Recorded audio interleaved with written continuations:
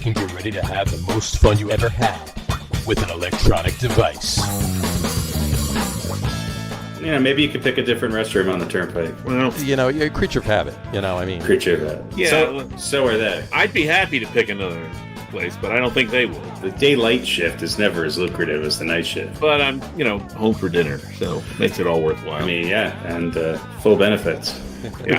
can't beat that. Can't beat that.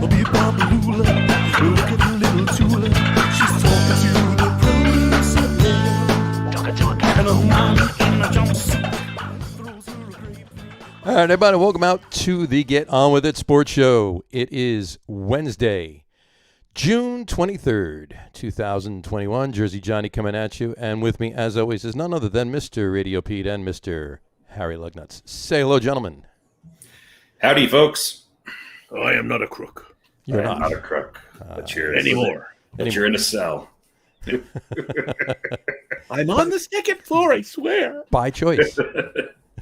It's something has moved from behind you. Yeah, there's definitely some over your head to your right shoulder. I feel like there's less things. I To your did right shoulder. move some things around. Well, the tropical ascot is gone. Yeah, that's true. Of Is course. that what we yeah. ended up calling it? A very short season for a tropical ascot. It's 2 more weeks, so is it? It's too hot now for an ascot. Well, yeah, it's Mhm. it's in the wash. And the It'll make a return. is that a red robe or is that another That's a towel with a smaller towel hanging small? down. So it's a It's double, actually a very skinny hand. It's a towel soaked in blood. it's a dual. Yeah, the original It was. color was white. It was white. It's a very skinny handmade from There the was a TV series. small incident. It's Pete's handmade towel. She's very still too. It's just, Actually, Yeah. it's Well, she's dead. So. Pete wears it. Yeah. Actually, one of these days, if you look over my shoulder, Right. and you see some wires poking out, Yeah, That's neat. those wires. I was figuring that was just like coax cable or something. Right? that is the amazing box of wires. And one day Amazing I will box of wires. reach in and lift that up, and a whole huge Mm-hmm.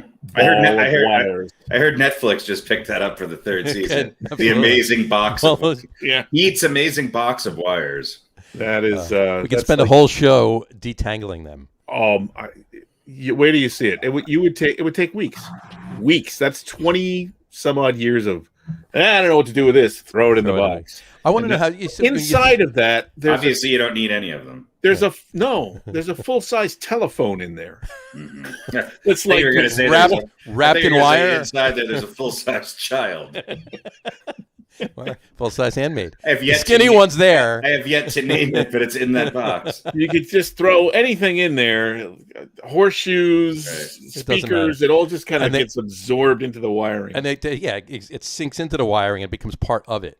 yeah, It's when I'm like completely retired and can't move, and I'm sitting on my chair, they'll just put that box in front of me, detangle. and I'll Have at it, spend sir. the remaining 4 or 5 years of my miserable life. You'll die and lay your head in the middle of the box. They'll come in. They'll come back in one day and see you absorbed into the wires. Is the Just problem. see like a hand. A hand coming out. And, Help me!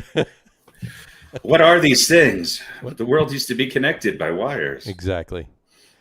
Oh, geez. Yeah. Well, Anyway, welcome to the Radio Shack. Talk. welcome to the. Yeah, really. Radio Welcome Shack talk. Next week is going to be bulbs and batteries. There is a store called Bulbs and Batteries. That's where I kind of got it from. I Okay. stole it. I didn't come up with that on my own there. So. Yeah, I thought that was just the things that you were into at Well, midnight. really, it was. It was just- How many of them can you stuff? exactly. But where? Bulbs and batteries. Exactly. Bulbs and It's all ball bearings these days. It's all ball bearings these days. It's all ball bearings. I just saw that the other day, about 3 days ago. Sugar Mr. Poon. All right. Anything going on? What kind of a name is Poon? Poon anyway? Comanche Indian. All right, let's start with the NFL. No. All right. No, I think we're going to start curling, actually. Curling. All right. Well, I actually want to start with the MLB. Obviously, we have the baseball diamond behind us. I just wanted to get this out of the way first before we talk about anything else. Major League Baseball umpires, obviously they started this week. They started on Monday, checking pitchers for foreign substances. Apparently, they aren't going to waste time, though. Or they're not, and this is for real. They're not going to waste time. They're going to check pitchers' hats, gloves, and belt as the pitchers walk off the mound going into the dugout, between innings. So they, don't waste any time. But new report came out today that says if this doesn't work with the sticky substances, this doesn't help curtail it or whatever, the umpires will perform a full body cavity search on the mound in the middle of an at-bat. What Pete found out working on the day shift at the Turnpike was that actually not touching people around the belt, that actually diminishes the use of sticky substances. See, it all works together. Yeah. So they want to speed up the game, but yet unless it brings the scores down under football scores, right?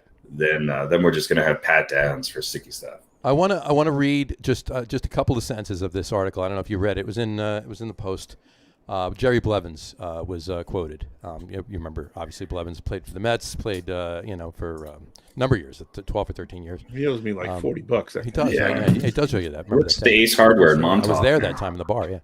But in any event, he basically said, and I'm just paraphrasing here. I'm just going to skim through the article as I say it. He said that the fault is on Major League Baseball because it's not necessarily the original reason for pitchers using, and I don't want to say sticky substances, but the original thing was sunscreen and rosin. So what they would do is they would put sunscreen on their arm, not a ton, just enough, for like if you were putting sunscreen on your arm. It's a nice SPF 50. A little bit, yeah, whatever. And then You don't want to get burned when you're right, out. yeah. And then they would bang the rosin bag on it a couple of times. And what that did was the problem here is the baseballs allegedly, this is what he's saying. I've never held one anyway, but like from Major League Baseball, not any baseball. But, you never held the rosin bag? I never held a rosin bag. I don't know what you're missing. Carried them, but I never. Anyway, they're covered in dust. Basically, I was trying to find what it said. It says the baseball is so slippery. It's more dusty than slippery. It's like sitting in your grandma's curio cabinet next to her Precious Moments collection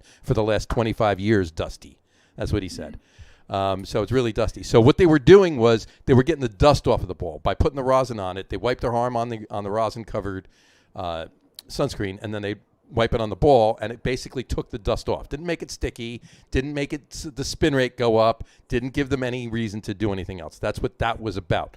Then pitchers started noticing that when they were using other things to get that dust off, that it did help their spin rate, whether it was spider tack or Vaseline or whatever the hell else they used or whatever. Mm-hmm. And this is all what he said. So the problem is the former pitcher that used not a big deal. Don't worry about it. Look the other way. Yeah. Dust off the ball. So basically saying that, and he says, everybody is human. If you give somebody an inch, they're going to take a mile, right? So they started using spider tack and everything else, and that did help their spin rate. Now they're cutting that back. Now you're back to.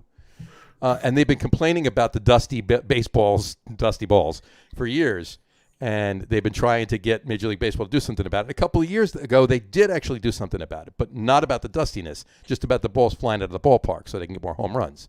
They still were dusty, but anyway. They were also wound tighter. Right. So basically what he's saying in a nutshell, it's Major League Baseball's fault. It's not the pitcher's fault. You knew that they were going to come up with something.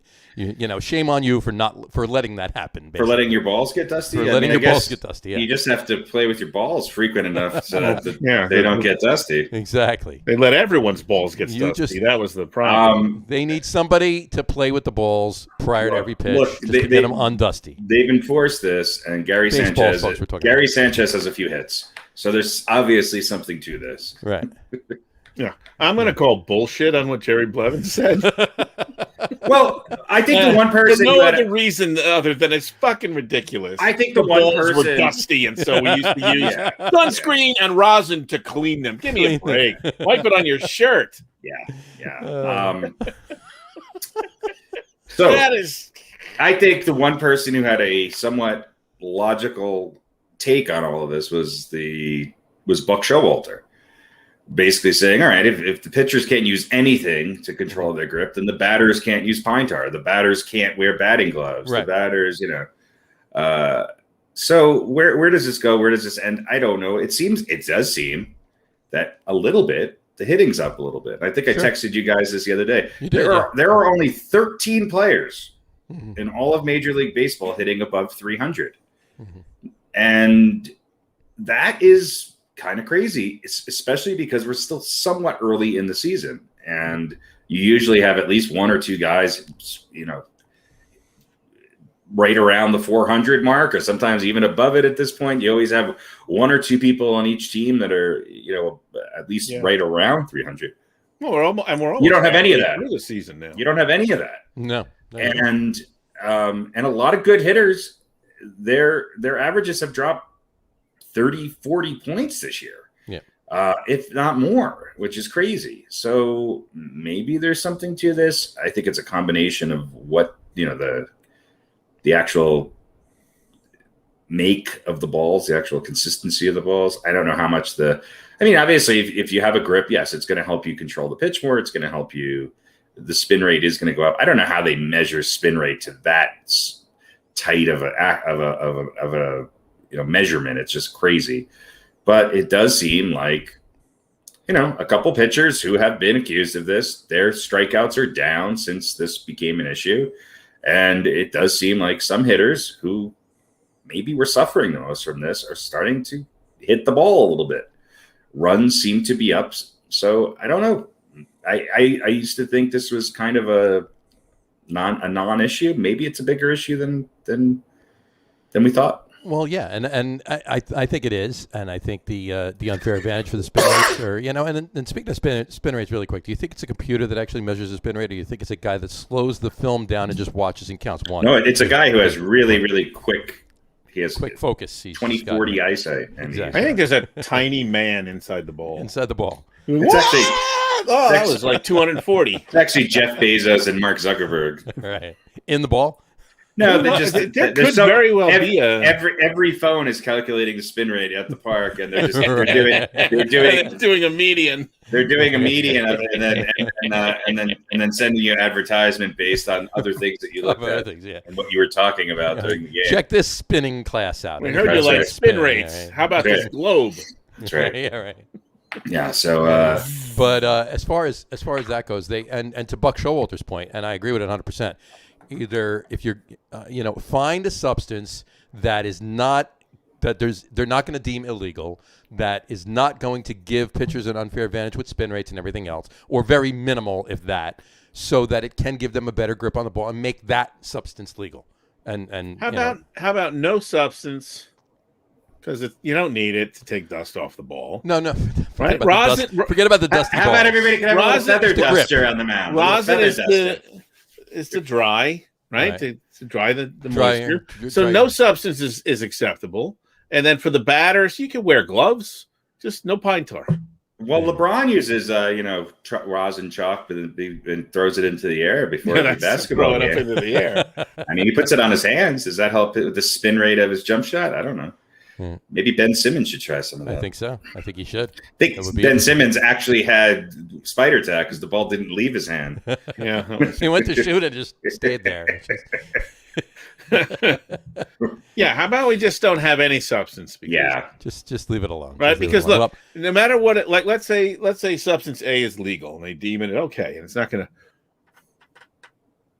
Well, the one thing Blevins said that I think is correct, unfortunately, is if you give anybody an inch, they'll take a mile. Right. So who's to say you don't squeeze out the toothpaste out of the tube or whatever and put some other substance in there that actually does, help you. Right. And then they go, "What are you using?" Something, and you go, "No, I'm using brand A that's perfectly legal." Yet inside then you got to go even further and have the umpires be the ones that are supplying the substance to the pitchers every time they need it. Give me a squirt. Give me a squirt. Just have nothing. Just have nothing. Stop. That's all. Anyway, well, as far as it coming back around, I think it's working the opposite for the Mets because they've been shut out 4 times in the last week. They've gone 2-6. Oddly enough, they're still like 4 games in first place, but they've gone 2-6 in the last 8 games. Because the division's very mediocre. Well, yeah, obviously. So on that note, Donnie Stevenson has been relieved of his duties, so he's gone. And Chili Davis won't pick up any calls. So no. But no. In any event, he might after our next segment. He might after our next segment. Yeah, but the Mets offense has been pitiful the last 8 games. It's 1.6 runs per game. 1.6 runs per game. It's ridiculous. A team batting average of 162. Well, at least you didn't win 2 out of 3 from the A's and then lose to the Royals at home. Well, there you go. Well, I mean, yeah. Well, but that's only because the Mets didn't play those teams. Exactly it could have very well happened the way. Yeah. On a better note, right now. on a better note for the Mets, Jacob deGrom, 12 straight starts allowing 1 earned run or fewer, or 1 earned run or none. Spider tech deGrom, as he's known. Right, yeah. That's a Major League Baseball record. And here's the actual graphic on it. So here you go. 27 innings pitched in the last 5 starts. 27 innings pitched, 7 hits, no runs, 3 walks, 43 strikeouts. Yeah, crazy, fantastic, insane numbers. So, yeah, I heard he's actually made of tacky glue. So he is. That's why it's legal for him. It's legal. Yeah. It's just if it gets too hot, it accidentally seeps from his pores. But other than that, he's actually he melts a little bit. That's right. His father was an Elmer's glue, and his mother was a caulk gun. And that's why when he goes into the dugout between innings and he puts the jacket over his arm, it's actually a cooling bag. That's right. Breathes on the ball. That's right. Yeah. Comes out of his lungs. There you go. Right. He's formaldehyde free, but very sticky. And then it evaporates by the time he gets to the plate. It's gone, so there's no trace of it. Yeah, that sounds about right. Well, other than deGrom, though, I mean, the rest of their pitching staff is like starting. I mean, they're getting their offense back now, little by little. I mean, whatchamacallit? McNeil's back. Conforto's back today. He was going to be back yesterday, but there was some COVID scare up in Syracuse. And COVID scare in Syracuse. Sounds like the beginning of a Springsteen song. I think it was, actually, as a matter of fact. But Stroman left the game yesterday in the second inning. That's my excuse. Stroman left the game early yesterday in the second inning. Left hip soreness, but he got an MRI today, so he's good to go. But Gazelman's out for 6 to 8 weeks with a torn right lat. Familia's on the IL with right hip impingement. And now Joe Lucchesi is out for the rest of the season and probably next year, too, he's getting Tommy John. I can't wait for you to be in the retirement home because you'll just do a daily report of everybody's aches and pains. Yeah. Joey's got a bad hip. Marjorie had her hip done. She's not going to be available for a while. She's on the DL too. Myrtle couldn't play bingo tonight. That's right. That's right. But Barbara, she's looking good, and she can still take her teeth out on her own. And everyone else will be going, "Shut up, Jeopardy's on." Exactly. But Aaron Rodgers hasn't aged a day in the last 20 years. Well, as far as the Yankees go, Luke Voigt got back yesterday. He got off to a slow start, though, his first game back, huh? Yeah, right out of the gate. Home run and a triple. Doing Luke Voigt things. Yeah, Luke Voigt getting a triple is like anybody else with an inside the park home run. Yeah. Oh, man. Yeah. But and he reached base 3 times. He was batting 182 before yesterday. So. I think Voigt and LeMahieu had all of the Yankees hits, and that was it. They just can't look. The Yankees. I've been watching a lot of them because they've been on, and they're not content with either the one game they do get out to a lead, then they blow it. It's like we got to be behind by at least 3 runs going into the 8th inning for us to have a chance here. And then Chapman's going to make it very, very, very, very interesting. Who knows? It's Would you have taken Cole out after the 7? Would you have? He gave it 3 hits, 2 earned runs, 3 walks, and 6 strikeouts. I mean, what did he have? 100 and. It was just 20. Was it 120? Was it that much? I thought it was close, 117. I thought he had. It was over 100, but I didn't think it was that much over. I could be wrong. But obviously, Well, I mean, Cole goes back out. There's no guarantee he's not. I doubt he's given up 4 runs though. Right. If the sticky tack was still, I would put him right back in there. But, right. With that out. Spider tack, whatever. Fun tack. If it's thumbtacks. Put him back with thumbtacks. That's right. Just put some thumbtacks in the ball. Yeah. 2 on either side and 1 in the middle. Just whip that thing and you're good to go. Yeah. You got to put them all the way in though, because otherwise they fly out and it's. Cole was on the hook there for the loss for a while there, and then obviously the bullpen blew it. But the Yankees cannot afford to not get wins when Cole is on the mound. I mean, the rest of their pitching staff is just they're not bad. I mean, overall composite stat wise, you have to say, well, the Yankees pitching is like most teams. Has done very well. In fact, the Yankees are right up there. They have not allowed a lot of runs. Right. The problem with that is that their bullpen is getting worked literally to death, and they're inconsistent. And so when you're relying on your bullpen for that many innings, occasionally somebody's going to blow a lead. Yep. But I don't know. We'll see. Luke Voigt's back. I'll give credit where credit's due. Sanchez looks good at the plate. I don't know what he's done. It looks like he's changed his batting stance a little bit. He's keeping his leg on the ground and not keeping his leg on the ground. He's not just high kick, and lo and behold, look, because Gary Sanchez doesn't need a lot of motion to. He's a tank.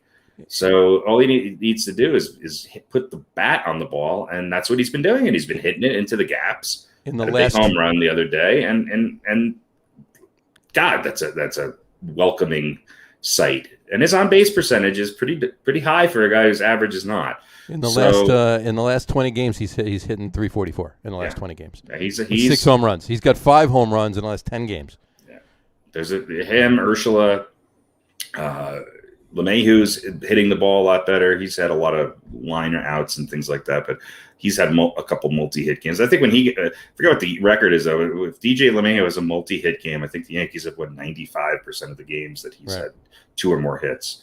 It's insane, but they're just above average. Yep. Yeah, and we'll see. They're 1 run below. They're -1 in run differential right now. And run differential, that's a credit to their pitching. Because they're still 3 games above 500, or there's 4 games above 500? 4 games above 500, and the teams in front of them are, almost plus 40, and Tampa Bay's plus 69. So, and they seem they're. I think, if my memory serves me correctly, I believe that they are 5 out of 6 against the White Sox and the A's. Okay. And so they seem to be one of those teams who maybe focuses a little bit more when the better teams come to town. And the other thing is that the Yankees have always had a great home record. I think they're 1 game above 500 at home. In fact, yes, they are. They're 19-18 at home. Yeah. So that's troubling. And they're down 2-0 to the Royals again. Yep. Yeah, they're 1 game over against teams above 500. So maybe they get a little bit cranked up, I guess. I guess so. I don't know. They just need it. Again, another. I sort of like this lineup, although why are we moving Voit down to 5th? Aaron Boone just. I would think that baseball has not changed that much that guys do not want consistency in who's in front of them, who's behind them in the lineup, and where they are. Yes, LeMahieu and Judge have consistently been 1-2, but you had Voit at 3rd, you had Voit in 2nd. Now you got Sanchez and Stanton. Yeah, Stanton's your logical cleanup hitter, and that does Voit being 5th helps Stanton in the 5th spot. But it's just every day it's different. And Andujar's in left today, so that should be interesting. Should be. But I like his bat in the lineup. So we shall see. Yes, we shall. Speaking of, not speaking of, but moving on to former Yankees, our Yankees and former Yankee managers. Just see the hoopla in Philly yesterday? Regarding Ben Simmons, or no, not that one. Joe Girardi? The Joe Girardi Max Scherzer hour. No, I did not pay attention to this. You didn't? No. Max Scherzer was checked for illegal sticky substances, and at the beginning of the game, and then I believe it was the 4th inning, Girardi made the umpires check him again, and then in the 5th inning, Girardi made the umpires check him again, and then after he struck out the side or whatever he did, or I guess he struck out the 3rd bat or whatever. As he's walking off the mound and walking back to the dugout, he's staring Girardi down. Just, Who is? Scherzer? Scherzer was staring Girardi down. Girardi comes out of the dugout as if to say, come on, let's fight. Let's go. Yeah. And they threw Girardi out of the game. Yeah. So, but whatchamacallit, the Nationals... The Nationals GM, Mike Rizzo, said, called Girardi a con artist and said he had an ulterior motive. I'm not sure what the ulterior motive could have been. Maybe he needed to get home early yesterday for dinner or something. All those Funtac checks aren't going to do anything. I'm just saying maybe got himself thrown out so he can go, have dinner. Oh, I got you. But I don't. But everything else did happen, so it was very weird. I didn't know you can request for somebody to be checked. I didn't know you could either. Apparently, you can either that or they were just saying, okay, we'll do it. Why? I don't know why he's not. I'm surprised there has not been more tape of George Brett freaking out after the pine tar incident. I mean, come on. I think we're just getting bored with baseball. Yeah, just looking for things. I'm not sure exactly what. I haven't read anything. I haven't read any explanation from Girardi today. I mean, there could have been something. I haven't seen anything. So. Who knows? I mean, I don't know. I don't get it. I'm a big Joe Girardi fan, so that doesn't necessarily bother me too much. I'm not saying that it's a bad thing or whatever, but maybe he was right. Maybe Scherzer was hiding it somewhere, but didn't make sense 3 times. I don't know. Whatever. What are you going to do? Who knows? In any event, moving on from that, did you see Yu Darvish has now become the first pitcher in Major League Baseball history to record 1,500 strikeouts in under 200 games. Yeah, it's somebody who has gone under the radar. I mean, he's had – yes.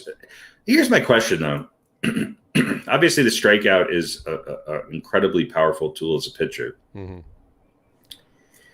There's sometimes, though, that I really wish that there was less strikeout pitchers because, especially with this new man on second, extra inning deal, a ground ball pitcher would be helpful in a lot of situations. Sure, I feel like we're going to see strikeouts continue to go up. Mm-hmm. We're going to see records get broken with strikeouts. Is it that big a deal? I don't know. I mean, it's a big part of the game. It's a great accomplishment. Congratulations to you, Darvish. But aren't wins and ERA a little bit more important than strikeouts at the end of the day? And back in the day, wasn't necessarily a correlation. The best pitchers weren't always strikeout pitchers. Right. I mean, that did obviously change in the last 20 years, and you saw it in the late 90s and on with Clemens and Randy Johnson. Yeah, I mean, some of these pitchers just happened to be the best pitchers were strikeout pitchers. Mm-hmm. Kurt Schilling. Yeah, Schilling. Not so much toward the end of his career, but early in his career, he was a strikeout machine. Right. Well, and later on, he had a pretty high strikeout rate too. But it just seems like, much like batters, the depth of pitching has gone away. When was the last time you saw a reliever who was not just all heat, just all heat? Right. And that's dangerous because, you might strike out 7 of the 8 guys that you face, but the one guy you do face is going to hit a home run off of it. Right. It's interesting that, and I get it. It's a great accomplishment, but especially this year, it just seems like the rate of strikeouts is very, very high. And I guess my point being too is that those pitchers who were great strikeout pitchers in the past weren't one-trick ponies. They weren't just strikeout pitchers. Right. No. You look at somebody like Garrett Cole. He's a strikeout guy. He also gives up a lot of home runs. Mm-hmm. I mean, and then you got somebody like DeGrom, who's a freak of nature, and there's very few, there's nobody else, I don't think, in his league right now as far as current pitchers. And he's having one of those stretches that's unbelievable in the last couple of years. But a lot of these guys who are strikeout pitchers are also giving up a lot of long balls. Yeah. Yeah. Well, because if you miss your spot by a little bit, that perfect strikeout pitch, because the off-speed pitch and curveballs, and even the pitch, the types of pitches being used has changed dramatically. Everything's heat now, even whether it's a two-seamer or whatever the case might be, or it's a cutter. It just seems like there's not a lot of off-speed and movement in the pitches, whereas it's all heat with movement. Now they're muching. I mean, the amount of speed and velocity that these guys are getting is incredible. It's also limiting the amount of innings that they can pitch. Right. Mm-hmm. And throw into the mix also that I don't know what the right way to say this. The strikeout has, in essence, been devalued. I mean, it's not really the right way to say it. It's not what it was. It was a point of pride not to strike out, right? You had the golden sombrero for 3 in a row, and whatever it is, for 4 in a row. I don't remember. And that was, I think it was something dirty for 4 in a row. I was going to say something, but I just let it and that was, that was a point of pride, and it was a point of shame to a certain extent. And please don't Google Golden Sombrero. No, don't. But now, not that nobody Golden Sombrero for 3 times and 4 times as a Cleveland Steamer. Not that nobody cares about it, but players, who have whatever 100 plus strikeouts, it's not as big a deal as long as you're hitting the home runs too. Right? Yeah. If you're getting up there, yeah. So you've got these strikeout pitchers, and then everybody, with two strikes on them, they're still swinging from the heels, swinging for the fences. Right. Yeah. If you can explain away all your strikeouts in a season by saying you hit 45 home runs, it's a different story. Yeah, exactly. But yeah, all solo in the 7th inning when the game's out of reach. Exactly. All between the 5th and 7th inning. Exactly. A total of one. Nobody in scoring position. A total out of reach. 8 batters on means absolutely on nothing. It's amazing how many people. If you notice, there's a lot of people. RBIs are kind of, I think, down a little bit this year, and you see a lot of people have 19 home runs and 26 RBIs. I'm just like, okay. No one's on base. 19 home runs and 20 RBIs. Yeah, 18 RBIs. I don't know how they did that. Exactly. He never crossed home plate. Yeah, something got screwed up along the way. But that did happen to some. Didn't somebody have a home run taken away because they missed first base? Or something? Missed first base. Oh, yeah. Yeah, first or second. Yeah, they missed. They missed taking a base. Yeah, but anyway, probably more than we realize. They just don't. Yeah, I mean, it's like in the NBA when they're already on the court when they take the ball out of bounds. They're already right. They took 3 steps out of bounds and then dropped the ball on the court. Right. Yeah. I want to talk about Shohei Ohtani. I don't know if you've seen what he's done in the last week. Yeah. Has he made a movie and cured cancer? Almost. He made a movie about curing cancer. He's playing catcher now while he pitches. He's playing catch. He throws the ball, runs to the plate, catches the ball. Yeah, he's calls a sign, gives it. Anyway, doing the Bugs Bunny. First base, second base. Yeah, 6 home runs. This is in 1 week. 6 home runs, and he got a win with 1 earned run and 5 strikeouts. And one game he was pitching. And they decided, well, just leave him in as DH. Right, yeah. Well, look. So, he batted for himself. He batted for himself. Yeah, in essence. Yeah. I mean, are the Los Angeles Angels the Washington Wizards of baseball? I mean, they have, 2 incredible stars who have incredible stats and great numbers. And they're 1 game below 500. And they're 9 games out of first place. Right. So, Ohtani's great. And he should be right up there in the top 3 for MVP right now. And hopefully it sounds like he's going to be in the home run derby. So that'll be fun. And Pete Alonso is going to defend his home run derby title. Yeah. Vladdy is not. I heard he's not going to be in it. Vlad Guerrero Jr. So Vlad Guerrero Jr. is not. Vlad Guerrero Sr. is. Yes, he is. He's coming back to he will do it. Yeah, he will. Yeah, Dave King. All of the fathers from the from the Blue Jays. That's right. Dante Bichette is. Dante Bichette's gonna and Craig Biggio's coming back. That's right. Right. Raul Mondesi, his kids. It's going to be a whole montage of comparing their mullets to their dad's mullets. Hey, that might be an interesting. That's on the 3rd. That's the day after the All-Star. That's right. That might be an interesting mullet night. Right. Wrinkle on the home run derby, father and son teams against. That'd be good, right? That'd be interesting. Why not? Back in the day, I mean, the Griffeys probably had I don't know. There's probably more father-son combos, not that I've played at the same time, but in Major League Baseball than we think. Oh, sure. Yeah. Oh, sure. No, there's a lot of times the son doesn't necessarily live up to fill the father's shoes. Yeah, you see that. Well, how many do they start with in the home run derby? 10 guys? I think it's 612, and and they whittle it down. That's right. Serena Williams is actually going to be in the home run derby. They cut 610 down in the first cut, and then they. So whatever it is, instead of having 10 individuals, let's say, you have 5 father and son pairs. Well, it's interesting. Tickets for the home run derby are almost as much as the All-Star game right now. I've been checking because I'm like, if it gets down to a certain price point, maybe I'd be interested in going. But the home run derby individual tickets are going for over $200.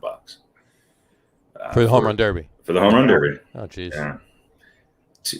So it's now. Did they bust out a case of the old Rockies balls? Super wound up balls. Oh, they got the humidor. They got them all in the humidor. They got them all in the humidor, right? Yeah.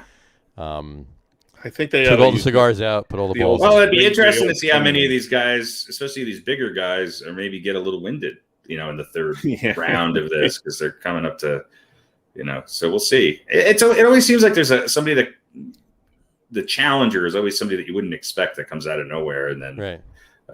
You know what they should do when they hit them out? They have to jog around the bases. That's right. Yeah, every time. Every Single time. That'll speed up the game. That'll be a 9-hour. You start it on Monday. I don't think it will, because finish it on Wednesday. After 3 or 4 times around, they'll just be in that thin air. They'll just be like, And they still have the same 3 minutes to hit them all. I think you should get extra points if you hit one of the kids. Maybe Pete Alonso wins with 4 home runs. Maybe an extra 90 seconds. Well, and also if you don't hit a home run in the final round, but you nail one of the kids that are in the outfield in the head, then you get an extra point. Yeah. How many kids can you take out? Exactly, with one hit, one swing. I mean, I wouldn't put my kid out in the outfield with like Stanton hitting or Vlad. I mean, imagine if they don't lift one and they just line it. They have lined the balls out there. I know, it's crazy. And the other guys who I think I'm surprised no one's gotten hurt, and I hope they don't, but are the guys who pitch. I mean, it's amazing nobody's just gotten a liner back. Well, they're behind a screen. Right? I know, but still, there's a moment there where you're exposed a little bit. Right. It's I mean, it's just take the screen down and it falls on top of them there. Well, I love when these guys don't lift one and they get that liner, especially if it's a foul ball and people aren't paying attention, and it's just like, wow, that's 100 and something miles an hour coming at you. I would drop the chili dog and put your hands over your face. You might want to pay attention to this. That's right. Why do they put like a big screen like behind the clay, right, just on the edge of the outfield, about 10 feet, 15 feet high. So obviously a home run's going over that, but if it's a liner, then the kids are protected. It's a good idea. It's probably bad for watching it. It also takes away all the fun. This is true. Then they can't get the extra 2 points. Plus, if it ricochets back hard enough, it whacks the pitcher in the back of the head. Right. Then he gets 3 points. Straight over the mound. That's right. If your pitcher catches you're off the net, then you get another ball. You get that free ball. Coat the net with spider tack. Then it just holds the ball. There you go. Right. It's like one of those, like Velcro. Yeah. I think if they really want to have a home run derby, then they should actually have a real catcher sitting behind the plate, and they should let Jacob deGrom pitch to everybody. That's his all-star contribution. He pitches to everybody in a home run derby. You know what you could do is take the best pitcher from each league and have them pitch to the guys from the opposite league. So have deGrom pitch to the AL. That's what they do. Oh, I see. I thought you were having a realization of what the actual All-Star game was. You take all the best players from all the teams, and you put them on one. I don't know. Let's call it like a super team, a star team. Star team, yeah. And it could be all stars. And then exactly. Then they play a game. Pitchers pitches to the other team. No, for the home run derby, Jacob deGrom pitches to the AL. Who's the best American League pitcher? Cole. I mean, maybe Shohei Ohtani.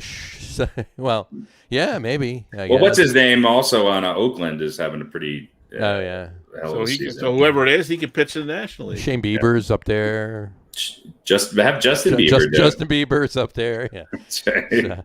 But you could do all of that. And then you have like a 2-1 victory. The other note, and just have 9 outs. Yeah, exactly. You get 9. Yeah, you get 9 outs. You're done. Unless nobody hits a home run, then you put a guy on second. Right, exactly. Well, Kyle you can drive him in. He doesn't run. He just stands there. You still got to hit a home run, but you put a guy on second. What am I doing He encourages you. Come on, you can do it. Come on, Johnny. Come on, rip one. Yeah, that'd be fun. That'd be great. Speaking of pitching, just one more note on the Mets. I have the perfect solution for the Mets pitching issues right now, with people going down on the in the bullpen, need another starter, spot starter, whatever. There's a guy playing in the Mexican League right now. Yeah, right. Yeah. Might want to play. Is he going to be? I think he's going to be 49 before the season's over. I think he's going to be. And just this quick little stat: Jacob deGrom has as many MRIs this year as he has earned runs, as he's given up. So do I. There you go, too. I would love to see Bartolo Colon come back. I mean, he pitched a 90-pitch complete game, gave up 2 runs. 70 of his 90 pitches were strikes. Yeah. There's no reason that he can't be playing somewhere right now. I mean, he probably needs like 8 days off in between starts. Right, but I mean, the fact that the competition he's facing, whether they're better or not, that. I don't know about that. Well, yeah, but regardless of that, I'm saying he's still pitching strikes. It's not like it's not like those would be balls in the Major League Baseball. You know what I mean? There's still strikes. So I'd place a call. Bring him up. He hit his first home run when he was 47 or something like that. 46, 45 or 46, something like that. Yeah, in San Diego. That was great. That was great. All right. Before we get to the top 10, we'll go back to baseball. We got our weekly quiz that I'll give you, and this is going to be different for both. It's going to be the same. I did not prepare for my quiz. You didn't The prepare. answer is C. The answer is C. D. Which it's going to be the same one for both of you this week. All right. So you're whoever wants to go first can go first. Let's answer simultaneously. Can I copy off of Pete's test? Copy of a Pete's test. There you go. All right. Ready? It's the All-Star game. Mm-hmm. These players are in their prime. Okay. You're the manager. Who's leading off? Ready? I'm going to give you 5 names. Which one of these guys is leading off? Pete Rose, Lou Brock, Tim Raines, Ichiro, or Ricky Henderson? Who's leading off? Who's going first? I'll take Ricky. Ricky loves the big stage. Ricky's got more leadoff home runs than anyone. Ricky can steal bases. Yeah. In his prime. And Ricky doesn't do as well down lower in the order, whereas I think is the question who do I think is this is in their prime. Well, but was Ichiro's prime considered here in the States, or was he in his prime? I would imagine his prime was probably the first few years in Seattle. That would be be my guess. That would be numbers wise that we looked at when we had him on. Might be my second list, pick, so. but gotcha. But yeah, so Ricky. I think Ricky. Yeah. Harry. I don't know. I think any of them would be fantastic. Well, of course, any of them would I think Pete Rose is a better all-around get on base kind of guy. So I mean, if I just had to pick one for my team, then it's Rose. If they're all on my team, then I don't know. I think maybe Lou Brock or Ricky Henderson, only because I think they're better. I think they're only leadoff hitters in a lot of ways. Everybody else is a great leadoff hitter, but they can also bat in other holes too. Right. And the thing about Tim Raines, which is interesting to have him on that list, I'm not sure Tim Raines ever had a prime. He was just good for a really long time. Right. And he was good way into the later part of his career. I mean, when I don't know, he's a guy who definitely slips through the cracks when you're talking about, some of the best definitely all-around players. Yeah. He did it for a long time. Kind of quiet guy. Played until he came to New York. He played a little bit in areas where he didn't get a lot of exposure. But you look at some of his numbers later in his career, and you're like, what? He was that old and hitting 323, right? Playing left field still. I think you can't go wrong with Ricky Henderson or Lou Brock was another great, but Henderson was probably a better hitter than Brock in a lot of ways. Ichiro would be interesting too. I think Ricky or Ichiro would be my choices. Ricky or Ichiro, and Pete's going with Ricky. Okay, well the answer is no, I'm kidding. No, these are opinions. The answer is Nicky Rivers. There you go. All right, these are opinion polls. Good, cool, awesome, nice one. All right, next week we'll have another. Why don't we go to our top 10 list for today? How about we do that? Right. Top 10 hot dog vendors. Top from the 10 80s. hot dog vendors from 1980 in Citi Field, in Shea Stadium. That's right. There you go. Actually, we'll go back to the Polo Grounds. We'll see what that's like. Anyway, top 10 designated hitters in Major League Baseball history. That's our top 10 list for today. And of course, I would be remiss if I did not say, in true get on with it podcast fashion, we have 12. Well, and a little disclaimer, we also have people who have showed up on other lists. So we could have gotten this down to 10. But we're too goddamn lazy to cut them out. I noticed that they were – I seem to be the guy who remembers the other people who were chosen. No, I remember it. I remember. Yeah. We had two. Don't. We have two or three on this list that were. But there's a lot. But all of these guys, most of these guys, if not all of them, did play at least a chunk of their career as position players. Right. So I think if you look at, and that is one thing that I do look at is like, I think these duplicates, especially maybe so more on this list than any other, but like what they did as a DH and what they did as a first baseman or whatever, were both super impressive and worthy of, you know what I mean? Absolutely. It's not like, he played 10% of his games at first base, but he had really great, and then the rest were at DH. They had really great numbers all around, so we're just going to count him as a first base. I would say 10 out of these 12 I think of as maybe even 11 out of the 12 I think of as DHs. Yeah. There's a few on here, and there's one not on here. There's only one of the voting that we did, the way we do it. There was only one gentleman that did not make this list, and that would be Travis Hafner, and I'll just mention him now. Not that he's an honorable mention or anything like that. I'm just mentioning it now because Travis Hafner has the distinguished identity as being the only player in Major League Baseball history that has the highest percentage of games played at DH. He was almost exclusively a DH. Yeah, right? It was like 1,100 or 1,200 games at DH, and he only played 72 games at first base. That was it. Well, good for Travis Hafner. That was it. So, and the only guy on our list who sounds like a country star. Travis Hafner. I think he was afterwards. Also, his nickname was Pronk. Pronk, yeah. Which rhymes with Gronk, so he doesn't get my vote. Yes, there you go. It's off, right? Anyone whose nickname rhymes with Gronk, you're Gronk, off. You're nope. Anyway, but all right, so let's get started. We're going to get started with number 10. That's always a good place to start. Number 10 is going to be Mr. Jason Giambi. Jason Gilbert Giambi, to be exact. Played for the Athletics, the Yankees, back to the A's, and then he finished up his career with the Rockies and the Indians. 5-time All-Star, American League MVP in the year 2000. 2-time Silver Slugger Award, and American League Comeback Player of the Year in 2005. Which was probably his best year with the Yankees.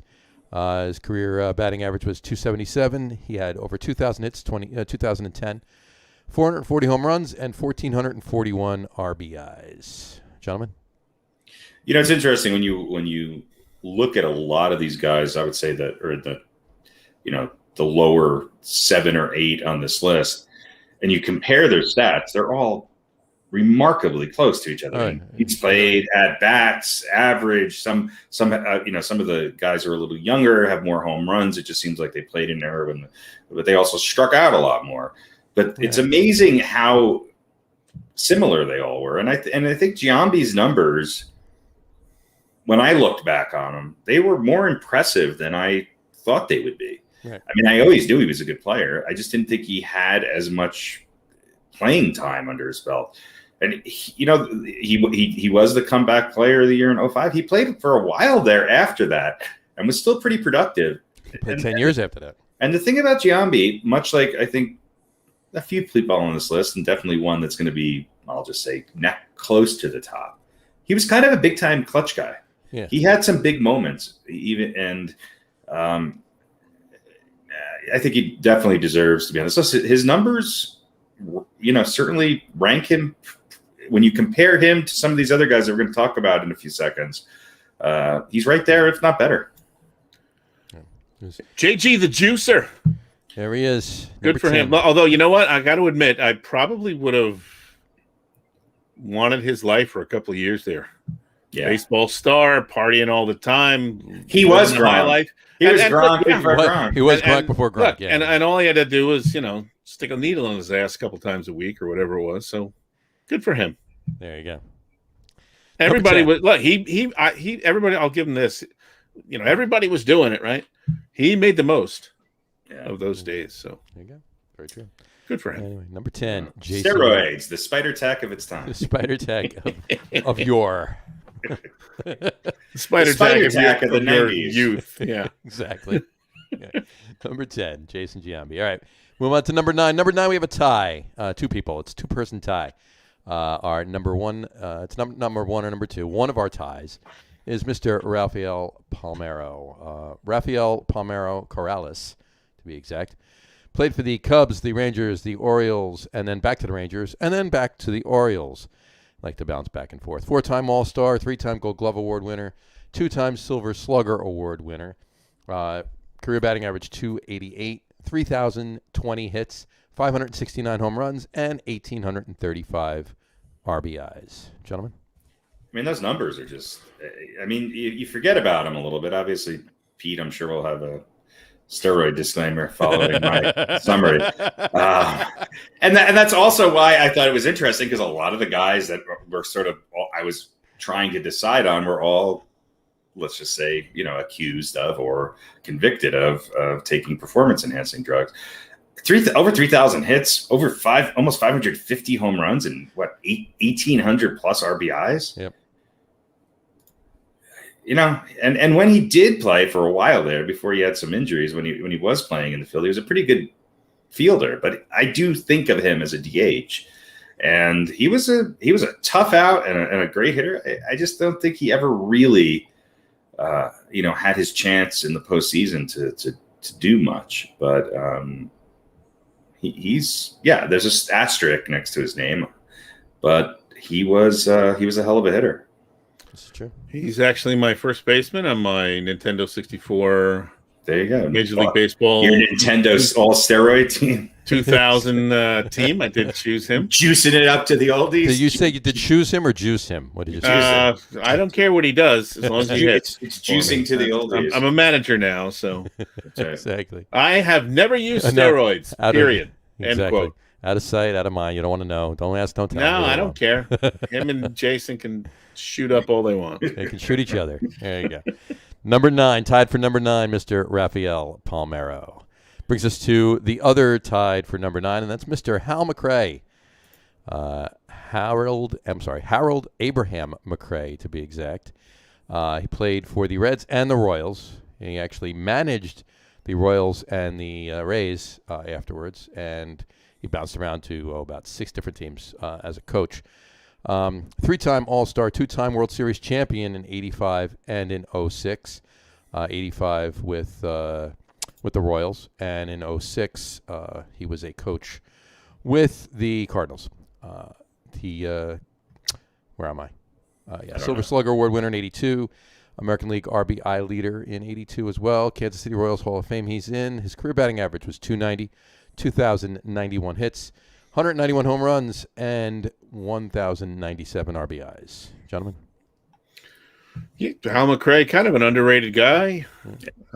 Surprising stats when he popped up on a lot of lists, because I knew his name and knew he was a pretty good player, and I thought he was a manager as well. But, I was surprised at what he did. Not top shelf compared to, obviously, some of these other guys on this list, but definitely worthy of number 9 consideration. I think he had a really good run there, especially with the Royals. He was kind of that second guy. I mean, we think about George Brett on that Royals team. There's not a lot of other offensive-wise. You think of Saberhagen and some of the other pitchers, but he was right there. I mean, he was a big part of their offensive output, and he did it. He had a number of really good years there. He was just off my top 10 list, but certainly. Again, when you look at the stats, I mean, how he's number 9 compared to a guy who had 800 more RBIs and 400 more home runs and hit 7 points lower. I don't know, but Hal McRae, congratulations, you did it, buddy. There you go. Number 9, you made our list. Only 11 other people can say that this week. There you go. That's true. Number 9, Hal McRae. That brings us to number 8. Number 8, we have our other tie, two-person tie as well for number 8. Our first number 8 is Mr. Eddie Murray. Not Eddie Murphy, to some of you, Eddie Murray. No, not Bill Murray. Not Bill Murray, yeah. Steady Eddie Clarence Murray. He played for the Orioles, the Dodgers. He played for the Mets for a couple of years, in the couple of years that were forgettable for the Mets. We'll leave that one alone. Played for the Indians, the Orioles, the Angels, and then back to the Dodgers. He is an 8-time All-Star, World Series champion in '83 with the Orioles. American League Rookie of the Year in '77, 3-time Gold Glove Award winner, 3-time Silver Slugger Award winner, American League home run leader in '81, RBI leader also in '81. His number 33 is retired with the Orioles. He's in the Orioles Hall of Fame. Of course, he's in Cooperstown, too. His career batting average, .287, 3,255 hits, 504 home runs, and 1,917 RBIs. Gentlemen? He's such a great player that he was, I think, number 8 on our all-time first baseman list. Yeah, I mean, Eddie Murray's. I've always said this. The Orioles have had some great players. He's, when you're doing the Mount Rushmore of the Orioles, to me, he's there. Yeah. And he had a hell of a career. He was always one of the best offensive players in baseball. He was a good first baseman for a long time. Yeah, he was a DH for a while there. I don't know what the balance of his games at first base versus DH were, but yeah, I mean, his numbers are just incredible. He was a great player. He's a Hall of Famer, right? He's a Hall of Famer. He's in Cooperstown. I was surprised when I looked at his numbers and started doing some comparisons because I thought he would be down towards the bottom of the list, which we have 12. So, and I looked at his numbers and I think I probably had him a little higher than either of you guys did, maybe. But I would have had him really high. I just didn't have him on my list because I had him. I think I had him as like my number 5 or 6 first baseman of all time. Yeah. He was on. He along with one or two other people were on our first baseman list as well. Yeah, great player. Yep, there's number tied. See if I can pull up his. No Hal McRae, but he's no Hal McRae. No, he's not. He's above Hal McRae though. So. Of course, he's way better than Hal McRae. 2,400 games at first. Wow, only 573 at DH. Yeah, he had 5th of his games were. So I'm gonna go out and say you guys kind of fucked up on this one. Yeah. I should have looked at that first. Where do you find how many games? Is it the Baseball Reference? It's all the way down at the bottom of Baseball Reference. I can never find it. Yeah, it's all the way down at the bottom. Such a great If website. I had looked at it before I made the list, then I mean, then I probably wouldn't have put them on. There's another. Look, if we didn't have these guys on here, we would have had an actual top 10. We would have had an actual. We top just 10. like to give a little extra. We always do that, and to be honest with you, there's another gentleman on this list that had about the same amount. He's in the mid 2000s at first base and right around 500 or so at DH on this list, and that would be Mr. Rafael Palmeiro as well. No, I know. So. I just didn't put him on my first base list, so I figured let's get him on the DH. Throw him on this one, yeah. Well, I mean, it's hard. I sometimes forget about guys. It's like really my big struggle during all this is where do I put Pete Rose? Yeah, because he's on every list. Put him on every list. You could put Pete Rose on every single list, obviously, except for pitching catch. Some people might not know. Anybody under the age of 40 might not know that he wasn't a pitcher. Pete who? Yeah. There you go. Well, you're going to really alienate our sub 40 audience by putting Pete Rose on the center field list. Best relief pitchers of all time, Pete Rose. I'm not listening to this show anymore. These guys don't know what they're talking about. We should have done that, actually. Just like, wait a minute, wasn't Pete Rose on yesterday's list? And the week before's? And the week before's? That would have been a great running bit. Damn it! We're just trying to get Pete Rose actually on. Yeah, somebody's. I think if we paid him $400, he'd probably come on. I think we should do a remote and have lunch with him. That's right. I think it only costs like $1,200 or something. That's right. It's $400 a piece. Bing, we go to. And it's a really nice. You know what? That's worth it. And they put on a good spread too. It's kind of it's a nice restaurant too. It's not like we're going to McDonald's. Exactly. Yeah. So there you go. I put on a jacket and tie. Nice afternoon at Panda Express with Pete Rose. And spend 3 hours with Pete Rose, or maybe 2 hours, and that would be one of our shorter podcasts. That would be a shorter podcast. Exactly. That would be great. Hey, you know what? We get those sponsorship dollars rolling in. We can actually reinvest it in lunch with Pete Rose. It's good to have goals. We might not be able to get Pete Rose, but I bet we could get Hal McRae. We could definitely get Hal McRae. I think we could. Or I think he's dead now, right? Whatever. Not Hal McRae. Fred Blassie, right? He's dead. Fred Blassie. We can do my lunch with Blassie. You ever see the Andy Kaufman? Oh yes, Blassie, Freddie Blassie, Yeah, I know who he is. I just didn't know how he got into the top 10 designated hitters of all time. Yeah, but he played a good. Freddie Blassie played a good first base back in the day. I'm just talking about top wrestling managers of all time. I'm just talking about sports figures that we might be able to get on the podcast. Exactly. Let's get Captain Lou at that point. I mean, what the hell? Yeah, that's right. But anyway, back to the list. Tied for number 8, Mr. Eddie Murray. Also tied for number 8 is Donnie Stevenson. I'm sorry, had to say it. Chili Davis, folks. Chili fries. Chili fries. No, it's Charles Theodore Davis. Chili Davis, folks. He played for the Giants, the Angels, the Twins, back to the Angels, the Royals, and he finished up his career with the Yankees. He coached the A's, the Red Sox, the Cubs, and obviously his latest stint was with the Mets up until the Donnie Stevenson debacle.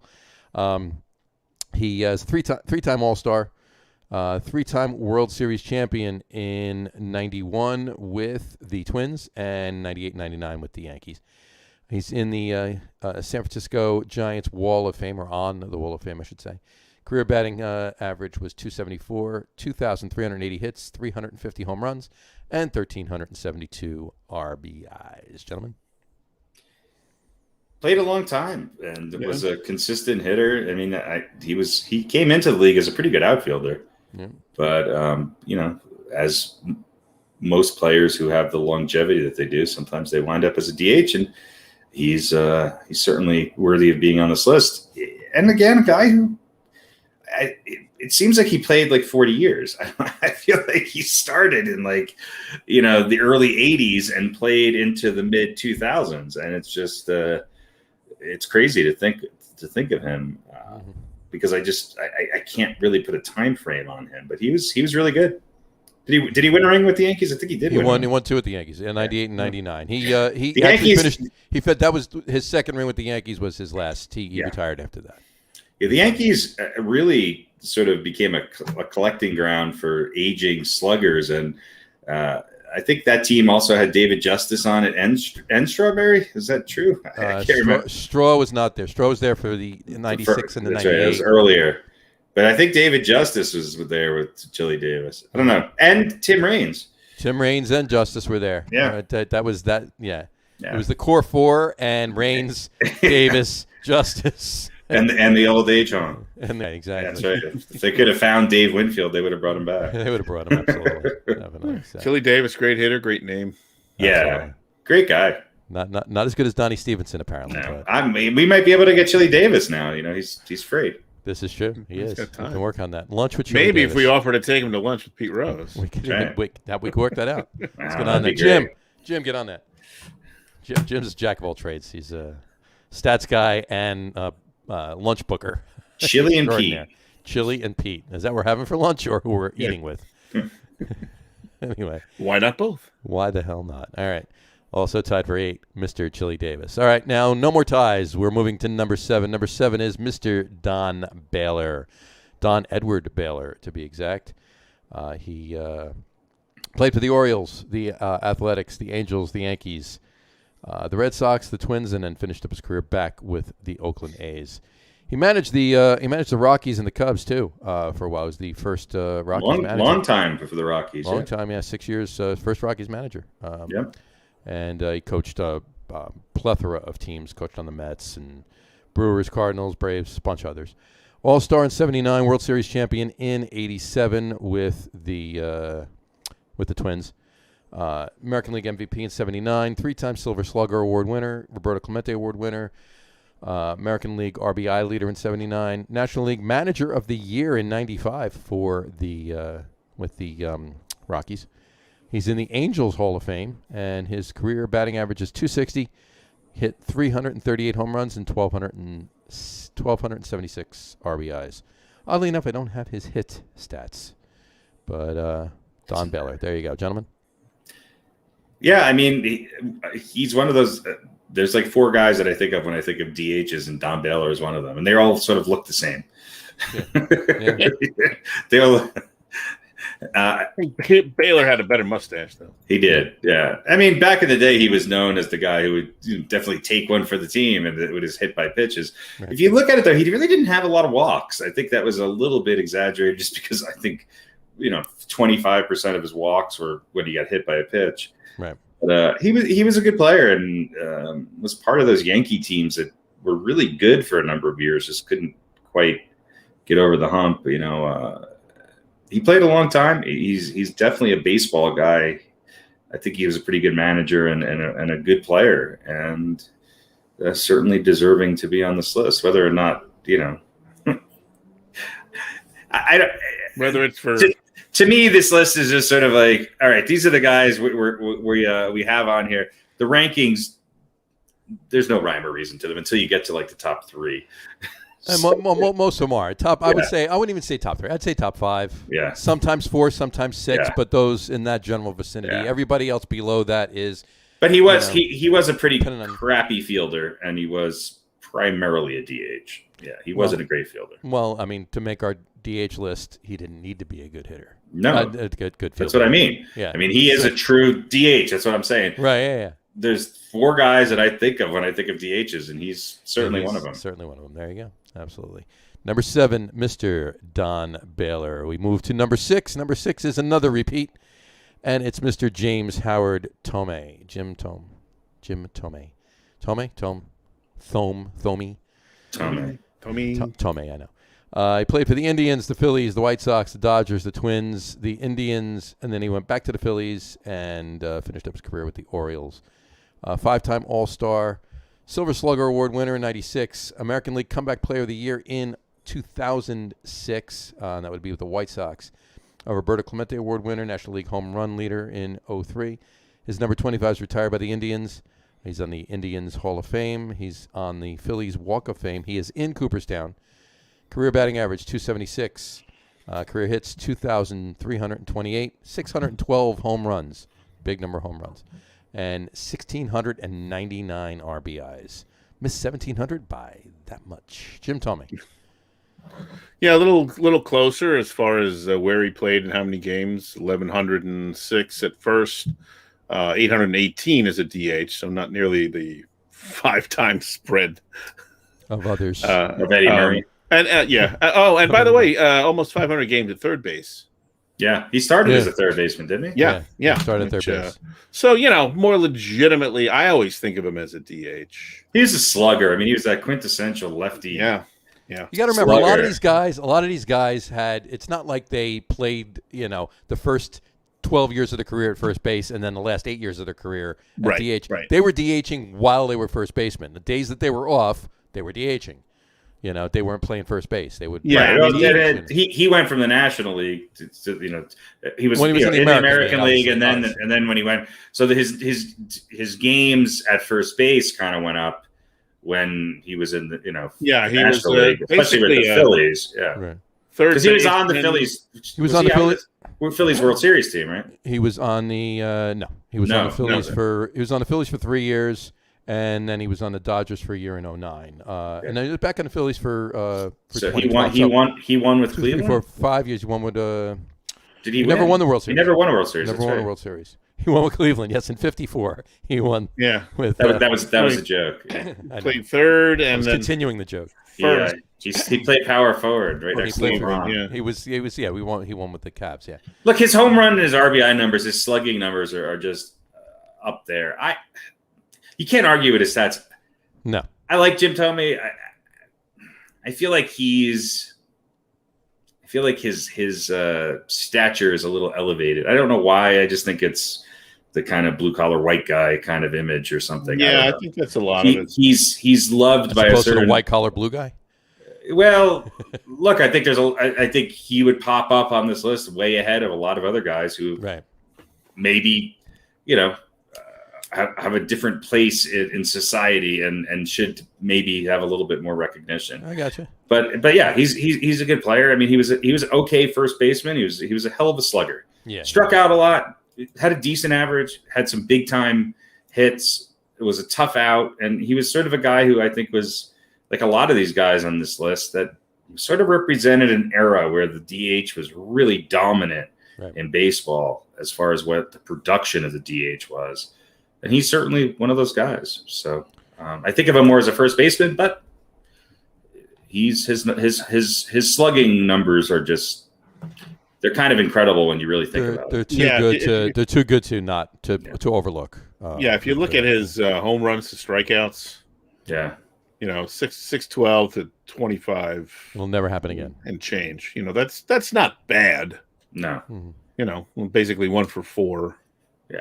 No, he was a masher. He was hitting home runs for a few years there. I mean, he was always at the top of the list. I think he led the league once or twice at home runs, and but he was always up there. I mean, it was just he was consistent for a 10-year span there. He was always hitting 25, 30 plus home runs a game. Yeah, he hit let's see, from 96 through 2004. He hit in the 30s 3 or 4 years. Everything else was 40 and up. So I mean, that's unheard. Look, pretty good. To get on these lists, consistency does count. It does, and that's what separates the great players from the good players. And I do think that this type of longevity that we're seeing from some of these guys on this list, I don't think we're going to see it moving forward. No, because the one thing you can't. Jim Thome certainly didn't have days off for personal days or rest. I mean, he played hurt. He played until he was sort of a guy too that looked older than he probably was at a certain part of his career. And but he certainly wasn't going to take the day off because he had a strained left quad. There's 162 or a niece's cotillion to go to. So. That's right. 162 game average, 148 hits, 39 home runs, 108 RBI. He always had 35, 40 home runs a year. It's just and his average RBI was probably 110. He had a lot of strikeouts. By the way, 162. Yeah, 162, 160. Yeah, game average. Well, look, but a lot of these guys, when you look at that era, I mean, Giambi was a little later, but Giambi also, for the length of his career, Giambi had a lot of home runs and a lot of RBIs, but he also struck out a lot. Now, if you go to somebody like Baylor or Hal McRae, or you go back a little bit, those guys didn't strike out as much. They were more contact hitters as well as power.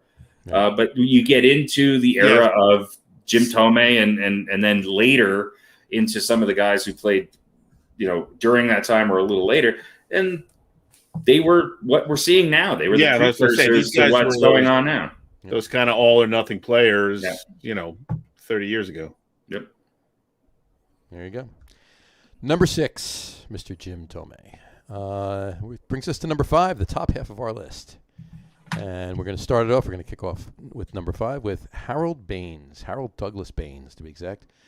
Played for the White Sox, the Rangers, the Athletics, the Orioles, back to the White Sox, back to the Orioles, the Indians, back to the Orioles, and back to the White Sox to end up his career in 2000-2001.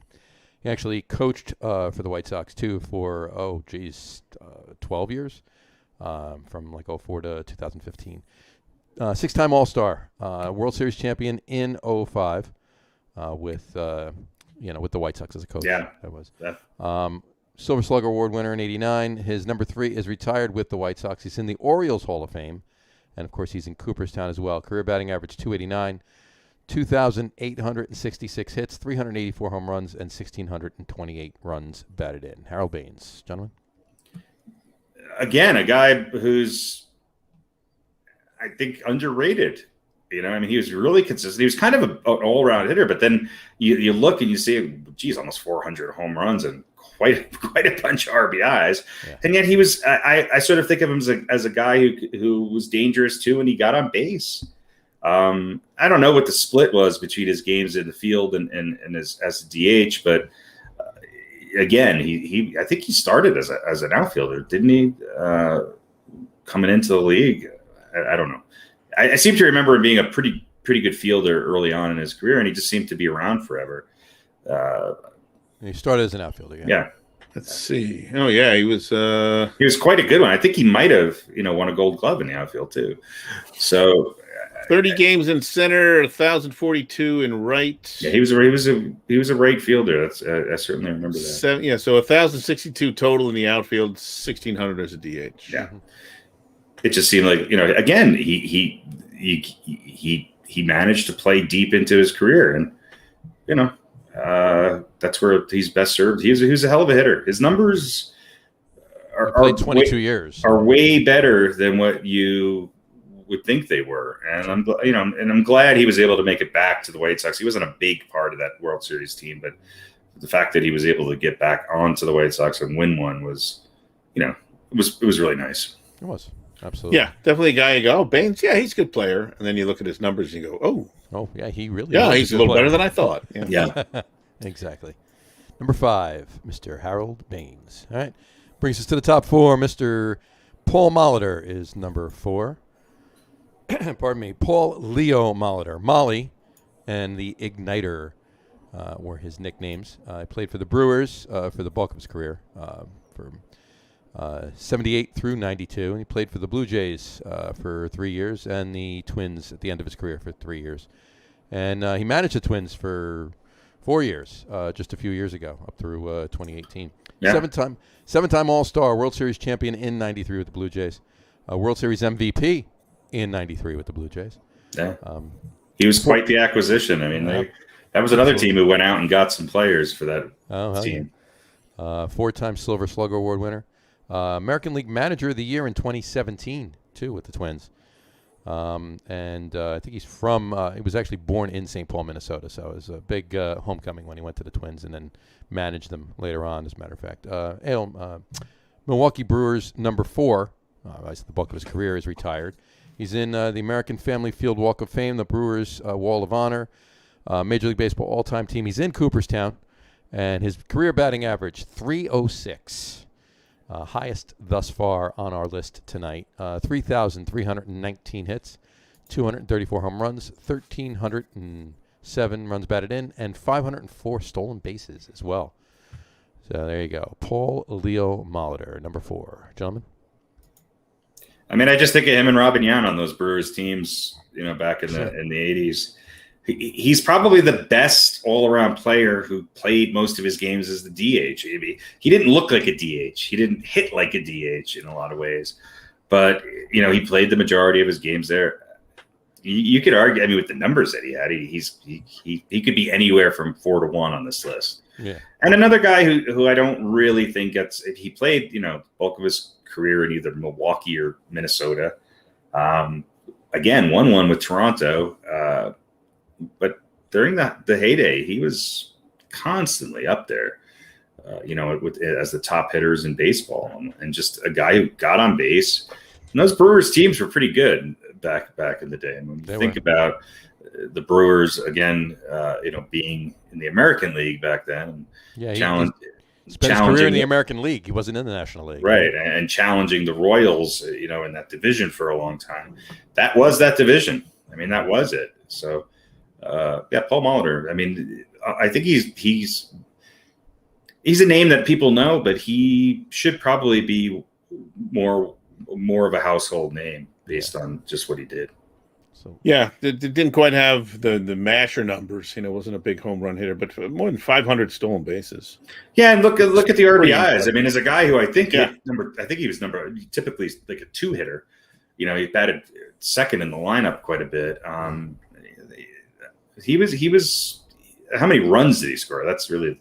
He just seemed to be a guy who was always on base, and almost 1,800 runs. Yeah, and you think of a lot of these DHs as a guy who's gonna, if they do get a hit in the 7th inning on, then they're gonna have a pinch runner for him because they don't have to worry about putting somebody out in the field as a replacement. But Molitor is one of those guys who was never really a big, powerful, lumbering DH kind of guy. He was. And I'll throw these numbers at you too. This is 12,167 plate appearances, 1,244 strikeouts. Mm-hmm. Just think about that. Yeah, 1 in 10. Yeah, crazy. Or no, less than that. Yeah. Is that 1 in 10? Yeah, that is 1 in 10. So, roughly. Pretty close enough to 1 in 10. Close enough. Yeah, he was a guy. In theory, he could go, multiple games without striking out, at least by the average. Exactly. Yeah, he was a great hitter. Look, we've always in the history of baseball given more credence to the home run and to the power hitter. but Paul Molitor is definitely one of those, talk about the on base, top hitters, top all-around offensive players in baseball history. He might be in the top 20 on lists if people really look at the numbers and dig a little bit into just what he did. He was a hell of a player. My second favorite Brewer guy named Paul. Second favorite guy named Paul. Okay. Who's your favorite guy named Paul? McCartney? Paul Rogers. No, it's a friend of mine named Paul. Close enough. He's a shitty baseball player. Pretty high praise. Not nowhere near as good a DH as Paul Molitor. No. Excellent. Gotcha. Well, there you Definitely the best Paul on our list. He's the best. He is the best Paul on our list. Yeah. There you go. Number 4, Paul Molitor. Brings us to number 3. Number 3 is none other than the Big Hurt, Frank Edward Thomas Jr. Frank Thomas, folks. Played his career with, bulk of his career with the White Sox. Then bounced around a couple of years. He went to the Athletics for a year, Blue Jays for a couple of years, and finished up that last year with the Oakland Athletics. 5-time All-Star, 2-time American League MVP, 4-time Silver Slugger Award winner, American League batting champion in 97. His Chicago White Sox number 35 is retired. A lot of White Sox on this list. He's in Cooperstown, of course. Career batting average 301. Career hits 2,468, 521 home runs, and 1,704 RBIs. The Big Hurt, Frank Thomas, number 3, gentlemen. Quintessential DH. Like I said, the next 3 on this list are that's who I think of. I mean, he's a great player. Yeah. And now he's doing really cheesy commercials for some sort of pseudo men's potency pills. Needs money. Yeah, but the housewives all seem to really like him in the commercials. They really like him. So good for him. What's not to like about Frank Thomas? Yeah, look, he almost won the batting title a couple times, and you look at that really from when he came in the league, and just look at his first 7 or 8 seasons. Mm-hmm. Batting averages all over 300. Sure. On base, 450 plus. He was a monster. 32 stolen bases too, by the way. That's right. That's over the course of his career. So there you go. It's like 1 a year. Basically. And there you have it. Number 3, Mr. The Big Hurt. Mr. Frank One of the best nicknames. Oh, the Big Hurt, absolutely. Great on nickname. this list. Yeah, that's for sure. There are some better nicknames out there, but definitely not on this list. Number 3, Frank Thomas. That brings us to number 2. Number 2 is Mr. Edgar Martinez. And his nicknames are Gar and Poppy. Those are his nicknames. 7-time, he played his entire career with the Seattle Mariners, 1987 through 2004. 7-time All-Star, 5-time Silver Slugger Award winner, Roberto Clemente Award winner in 2004. 2-time American League batting champion. American League RBI leader in 2000. His number 11 is retired with the Mariners. He's in the Mariners Hall of Fame. He's in Cooperstown, having just gone a couple of years ago in 2019.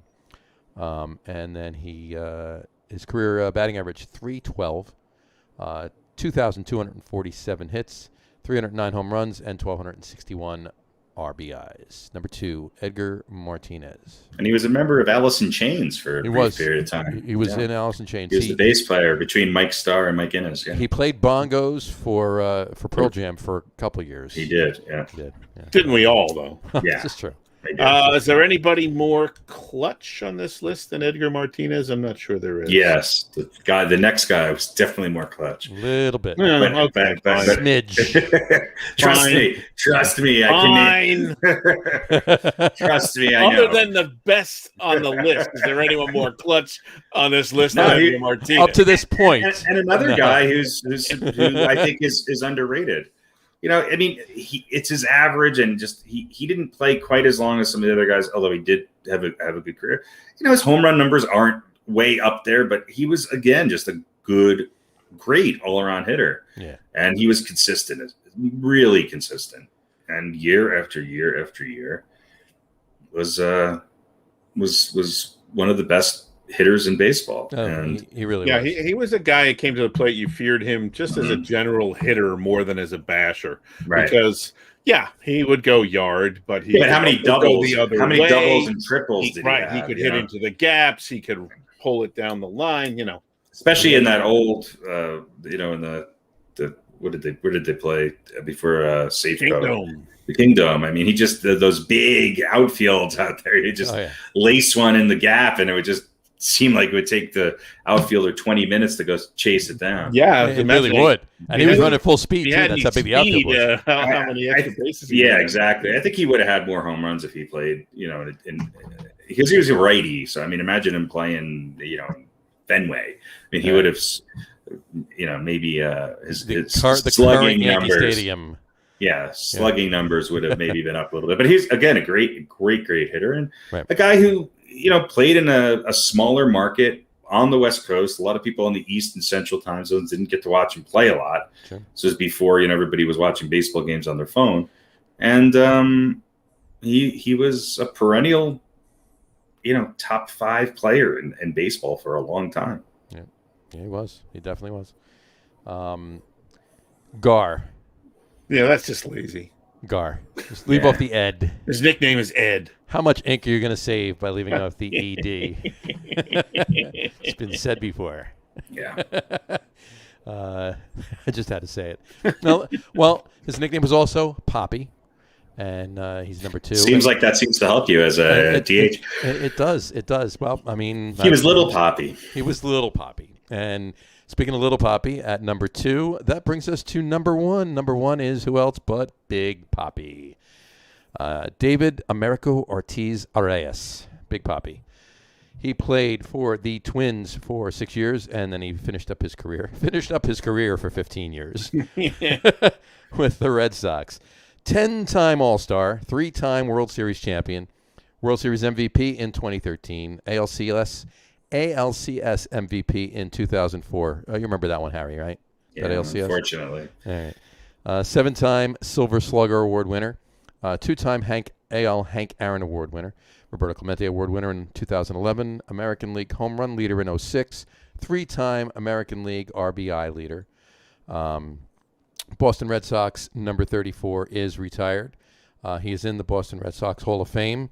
He's not eligible till after this year to go to Cooperstown, but I don't. We'll see how that pans out for him next year and going forward. He'll be a 90%er easy. I was going to say, yeah. Career batting average 286, 2,472 hits, 541 home runs, and 1,768 RBIs. Number 1, Big Poppy, David Ortiz. Well, I mean, look, as a Yankee fan, it pains me to. He was one of the Red Sox that I really liked, and whenever he got up in a clutch situation, my gut just dropped because I knew something bad was going to happen if you're a Yankees fan. And I would argue that he's maybe the most clutch postseason hitter of all time. Yeah. And I think you would have to really dig in to find somebody who was at least within the last 20 years. He was great. He's the quintessential DH. He's deserving to be number 1 on our list. And he is just a phenomenal hitter. And more importantly, he seemed to always come up big in big situations. And I would argue he's probably the most beloved Red Sox of all time. Oh, I would say. I mean, they're Ted Williams is still up there, but Ted Williams is up there. But I'll tell you what, David Ortiz did something that Ted Williams couldn't do. And to bring not only a World Series, but multiple World Series to break that long drought and do that. I mean, he's up there with Larry Bird and Bill Russell as far as, Boston heroes. I mean, absolutely. No, I totally agree. And Tom Brady, of course. We've talked about it before. You think about it, the 86-year drought that there was. They are, in this century, the winningest baseball franchise. So, and he's why I chose my jersey that I wore today, obviously, for number 1 on our list. My body would break out if you put it on. In hives if I put that on. I'd go into an epileptic shock. Yeah, there you go. It's he's the best ever. I mean, I didn't even have to look at the numbers. If you look at Edgar Martinez's number, or even Paul Molitor's, you could argue that maybe their numbers were a little better. But the eye test and just watching him in the postseason. Clutch and what he did in the postseason, and he was a huge, if not the biggest. Obviously, there were other people that were involved, obviously, but Schilling's pitching and Manny and Pedro's pitching and Manny and who was the crazy? They had two different crazy relief pitchers. Who was the guy who did the weird, dance at the end of Papelbon? Papelbon, yeah. And who was the other reliever that they had for the last win? The last one, it was Craig Kimbrell. Yeah, you go. They had some crazy. I mean, they had some good pitching. It goes down in the the condor look. Yeah, whatever the hell it is. Yeah, that's something I wanted to hit him with a bat for, but yeah, David Ortiz, just an amazing hitter. Just an interesting thing about Ortiz. I'm just so glad he wasn't a Yankee. In the Nintendo 64 Major League Baseball 2000 game, you can have a draft. You can draft everybody. He is always the last DH taken. Because the kids don't know who he is. But this game was made 30 years ago. Yeah. Okay. So I never quite understood that. I guess maybe one of the developers was a Yankee fan and hated David Ortiz, so he's always the last guy to go. He would, if you're looking at taking an all-star team for the last 20 years, let's say, or he's one of the three guys that I know is sure as hell is on my list. Right.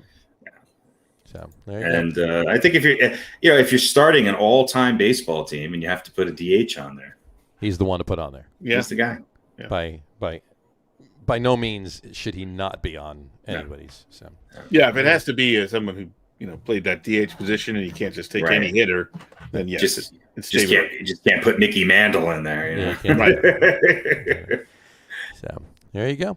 Our number one, rounding out our top 10 designated hitters of all time. Number one, David Ortiz. All right. That brings us to our Old Balls section. Old Balls. Harry, tell us who this week's Old Balls is. This week's recipient of the Old Balls Award is none other than Ron Blomberg. Now, why would you say Ron Blomberg? Who is that? Well, Ron Blomberg just happens to be the person who was the first ever designated hitter to play in a baseball game. That would be correct. That's right. He didn't have a super long career, but he was the first designated hitter in Major League Baseball history. Mm-hmm. And I believe that was in 1974? 74, yeah. He played 8 seasons, 293 batting average with 52 home runs and 224 RBIs. He had a 360 on base percentage, 473 slugging. He had a good 73, run. Actually, 73. 73, yeah, there you go. And, he had a short career. Again, he played for the Yankees, which was where his bat that he used for that is in Cooperstown. Mm-hmm. And he walked against Louis Tiant. And so that first at bat was in Fenway Park. So April 6th, that's right. He batted .329 that year. So I think he started off the long history of Yankee DHs in pretty good fashion. He was inducted into the National Jewish Sports Hall of Fame in 2004. He received the City of Atlanta's Phoenix Award from Mayor Shirley Franklin for his outstanding service and achievements, both as a professional athlete and citizen, through his charity work in Atlanta. And Bloomberg was twice voted the most popular person in New York. Now, I'm guessing that maybe they're confusing him with another Bloomberg, but do you think he was actually the most popular? I don't know. I remember having. I think it was. Well, you know what it is. Later on in his, after his Major League Baseball career, he changed his name to Mike. That's right, and cut a foot and a half off of his height. And well, he walks around on his knees. That's right. It's deceiving. Right. Anyway, I mean, it's rare that you could say that you can trace back a position in sports as the first person ever. Yeah. But and a lot of his popularity was due to the fact that he was a Jewish American playing in New York. There's 8 million Jews at the time in New York, and he was quoted as saying, "To be able to play in front of 8 million Jews, can't beat it." So I lit everyone's candles for every bar mitzvah in the city. It was like I was related to everyone. They named a sandwich after me at the Stage Deli. Yes, they did. But maybe he was for a while there. One of the one of the most popular people there. But it's interesting to think that the DH has only been around for, I guess it's been a while now, but it's there was a long period of time where we did not have it. It's this is the 49th season. Yeah, it's almost the 50th anniversary of the designated hitter. Mm-hmm. There you go. Boomer. That's right. Boomer. Ronald. The first Boomer. There you go. The first one. Well, maybe. that we know of anyway. That we know of. Exactly. That's this week's Old Balls. Old balls. There you go. He went to Fairleigh Dickinson University, too. He went to FDU, did he? Yes, he did. Look at that. There you go. He's a terrible hitter when he was there, though. He went there actually after baseball. Oh, did he really? Yeah. Oh, wow. Look at that. There you go. He was still a terrible hitter when he was. He was there. He was horrible. He wasn't. He was zero. He didn't have one lost hit it completely by then. Yeah. He didn't have one hit, but he also didn't have one at bat. So they didn't have the designated hitter in that league. They didn't. Yeah. They didn't have the DH in Fairleigh Dickinson at the That's time. right. So, anyway, all right. Well, there you go. That is this week's Old Balls. Shall we move on to a couple of things in football? Really Sure, quick? why not? Why not? Everybody loves football. Well, there's just a couple things going on. I just figured I'd bring it up, throw the background there. Last week I asked you guys what you thought of was going to be the cover of Madden 22. And obviously the two goats that they teased in the commercial were indeed, you guys were right, it was Tom Brady and Patrick Mahomes. So I'm going to throw the cover up there on the screen. There's the cover, Tom Brady and Patrick Mahomes. And it's titled the MVP edition. And they did bring to a few people have brought to attention the fact that it's really weird to have two quarterbacks on the cover of the MVP edition, and neither of them were the current MVP. Well, they're not the current MVP. But. So, just a little more Aaron Rodgers jokes. So, anyway. Yeah. I don't think he's going to be doing any commercials for EA Sports. Probably not. And on that note with Aaron Rodgers, Bleacher Report actually came out. They came out with a new proposed trade for a deal for the Broncos to acquire Mr. Rodgers. They would give up their first round pick next year, their second round pick next year, their first round pick in 2023, and that would be the starting point of the conversation. And Trevor Story and Nikola Jokic. There you go. Sure, why not? Anyway, but I don't think I don't think he's going anywhere. But on the Giants note, happy birthday to Sean O'Hara. It is his birthday today, June 23rd. And did you hear about the new signing by the Giants? No. Yeah, new signing by the Giants. I don't start following football until October. Well, it's not a player. It's personnel in the office. Oh, okay. Eli Manning is working for the Giants again. Oh, wow. How exciting. He is working in the business operations and fan engagement role. Good for him. There you go. He got sick of being home and needed something to do. Exactly. So, and one other thing really quick on the Giants. I don't know if you followed this story or whatever. Brandon Jacobs, he's been posting photos of his son. His son's 14 years old. He's just finished 8th grade. He's going to be a freshman. He's in Georgia, Alpharetta, Georgia. He's 6'4", 264 pounds, and he's 14 years old. Mm-hmm. That's the same height and weight that Brandon Jacobs was when he was in his rookie season with the Giants. Mm-hmm. It was just a funny coincidence. I figured I'd say that. He's not even a freshman in high school yet, and he's already getting college offers from Kansas State and Southern Illinois. Imagine sending your kid to play little league football, and that guy comes steamrolling at you. It's amazing. There was a picture that Brandon Jacobs put up. I don't have it. He's sitting on the sidelines with an electric razor, shaving his beard. His name is Braden. There's a picture of him standing. He's literally twice as tall as the kid that he was. He's an offensive tackle. Yeah. He's whatchamacallit, he was like almost twice as tall as the kid he was blocking. It was scary. It was funny. But anyway, and he's being recruited by Georgia Tech too. So and he's 14. That's amazing. So Jets wise, center Connor McGovern says that there's an awesome new energy around the Jets. I figured you'd like to hear that. Did they buy some crystals and sage the training facility? Hey. Let me know when they win. Exactly. And Quentin Williams says that C.J. Mosley's return has been a breath of fresh air. He's slim and fit and looks amazing. No, there you go. There you go. That's a kiss of death right there. So we'll see how that pans out for them. The only other thing I wanted to bring up football-wise was Deshaun Watson's legal troubles. Apparently, there's a timeline now. They could last till 2024. Yeah. Let me let you in on a little secret. Deshaun Watson's not playing this year. Might not play next year. Yeah, well, that's basically what they're saying. Yeah, he's apparently he's not even scheduled to give his deposition until at a minimum next February. He's going to be the backup host of Jeopardy for Aaron Rodgers. There you go. Exactly. Crazy. But well, anyway, that's a quick trip through football. Not much, obviously. No pun intended. Daniel Jones fans in the audience. Yeah, well, are you one of them? If you can't do it this year, the weapons that they have, I don't know. It's maybe Eli can step back in and for third down conversions or something. This is true. He's technically on the Giants again of sorts, right? He could just suit up when he has to, right? He's there. I don't know. It's just we'll see. Yeah. Let's talk some NBA. What do you think? There's some games going on? It's been one of the most exciting NBA playoffs I think I've ever watched.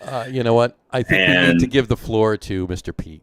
Yeah, he did an incredible job picking his winners. A little prognostication there. Rather be lucky than good, I guess. Who would have thunk that Atlanta would be in the conference finals? Seriously. Makes me feel a little better about how bad the Knicks looked in the first round. This is true. Look, they got some guys stepping up. Yeah, they got guys stepping up, and I think they're, sometimes you get a team that's they don't realize the situation they're in or what might be considered gravity by teams that have kind of been there before. Not that they haven't been to the playoffs ever, but we got nothing to lose, right? No one's expecting anything from them, so let's just go out and do what we do. They're playing with house money. Yeah, exactly. That's exactly the right phrase. So they're going to give it their all and take advantage of mistakes, and they got some pretty good coaching too. Yeah, they are. Yeah, they do, and they grind you down. They wear you down. Well, they had some guys that stepped up pretty big. I mean, Gallinari, just numbers aside, he just had a hell of a game. And look, yes, Atlanta played wonderful, and congratulations to the Hawks. But the 76ers self-imploded. Oh, they did. I mean, it was just hard to watch them, self-implode in the end. It was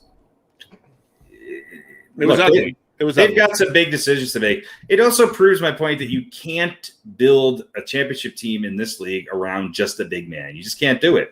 And what I mean by that is, Embiid, because I do think Embiid actually impressed me with how he played and how long he was able to play. And hopefully that injury, it didn't do permanent damage or any lingering damage to the tear that he had. But Tobias Harris had a good, but he sort of came up a little short in game 6 and 7. And the rest of that team just went to bed. I mean, it was the Ben Simmons situation is, I've never seen anything like that in my life. No. I mean, it was. Yeah. John Starks was laughing. Yeah. Listen, that was. I was going to say I have seen something like that, but not as bad as that. Well, at least he shot. At least he took shots. Yeah, that was the decision that that Philly had to make, right? Who are they going to keep? Right. And Trae Young did not have a great Game 7. He did, right. But that's the thing about this Atlanta team is I think maybe more so than many of these other teams, they have multiple guys that can step up. It's not just well, who Herder, one other guy, Gallinari, and Clint Capella had played a hell of a game, and on the other side of it, you got two teams in the Eastern Conference Finals that are really. I struggle with both teams. I mean, Atlanta actually, with Trae Young, they move the ball occasionally. They have great movement. He's able to penetrate. He's a dynamic player. Milwaukee beat the Nets, and it was really just a grinded out, ugly kind of performance. It was. And, it took Chris Middleton waking up to really pull them through in the end. Giannis puts up great numbers, but he's very predictable when he gets the ball in his hand. And surprisingly, Milwaukee has a hard time sometimes getting him the ball. Yeah. I think the key to this series is whether or not Milwaukee's coach can figure out how to keep the ball moving and not let it die in Drew Holiday's hands. Because I think Trae Young is going to eat Drew Holiday alive.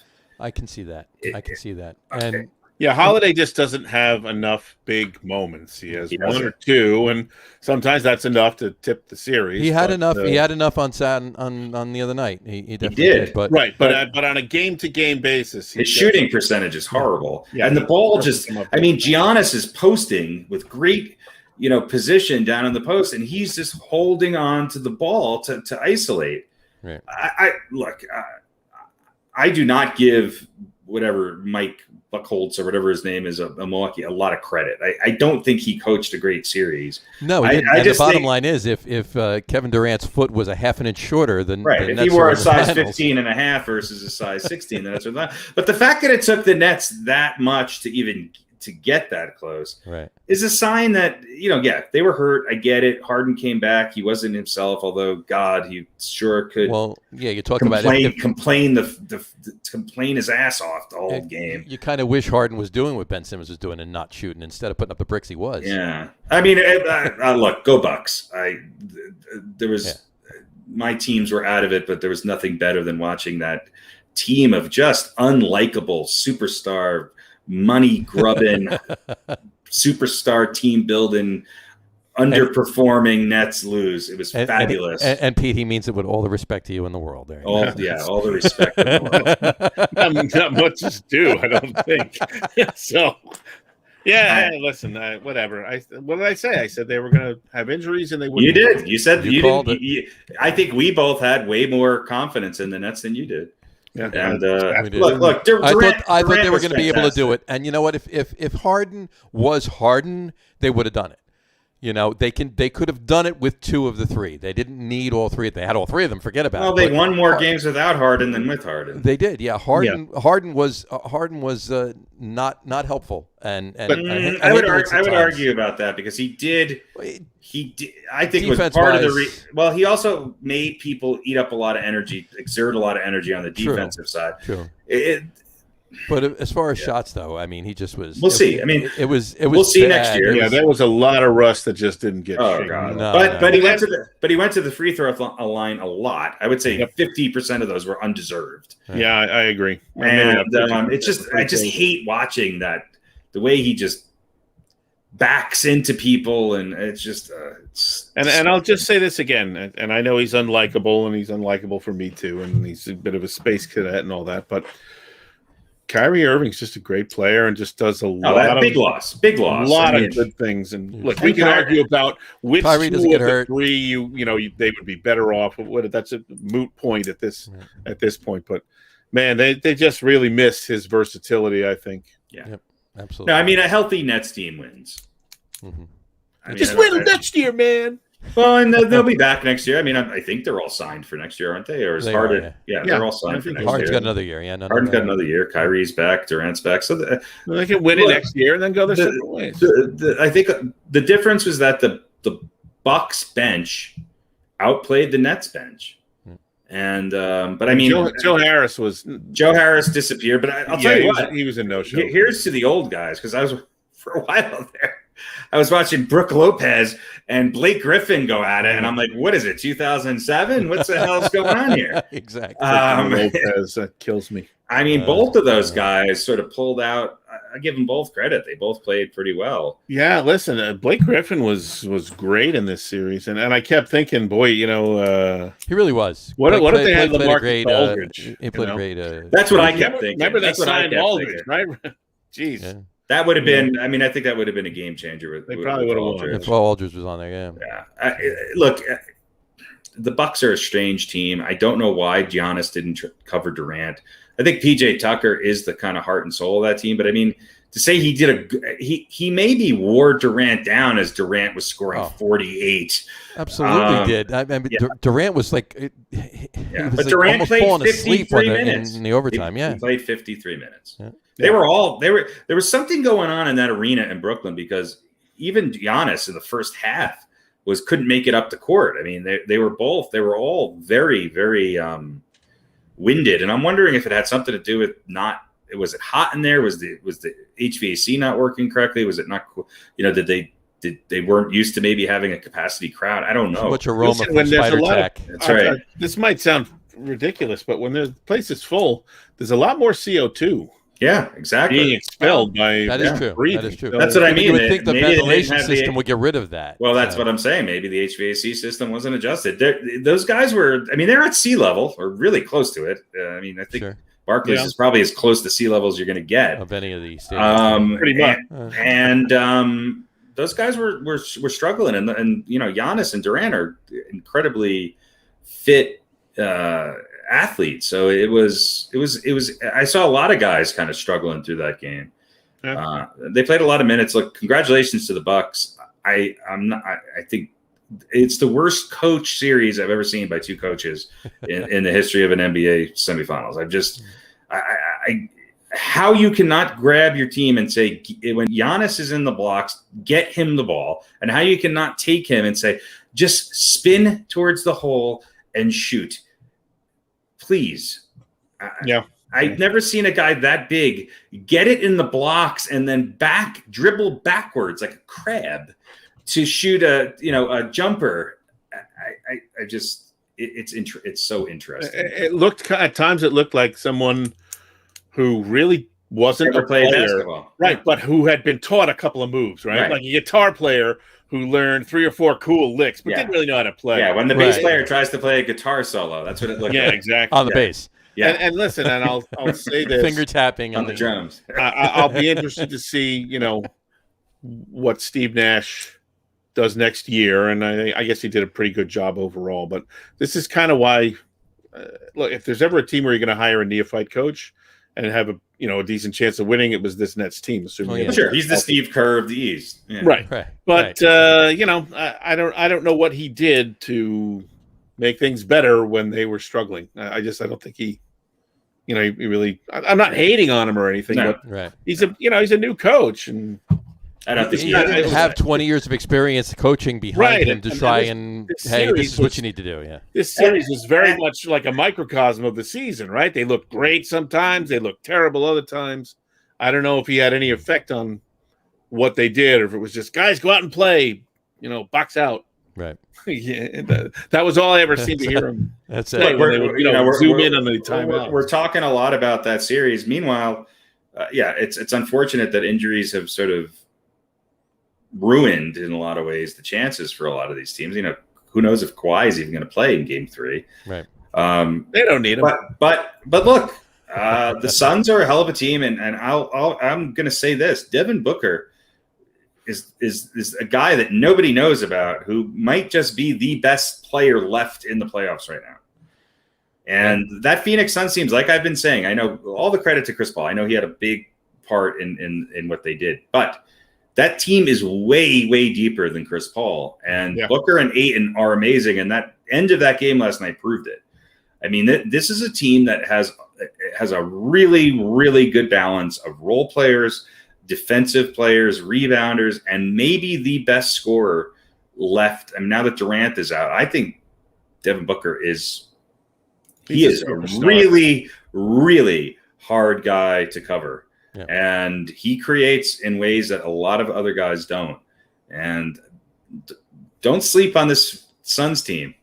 Now, having said that, the NBA is cringing right now thinking about a Milwaukee Phoenix NBA Finals. And that's what you're – yeah, I mean, you're – there's not a lot of sexy to that. Nope.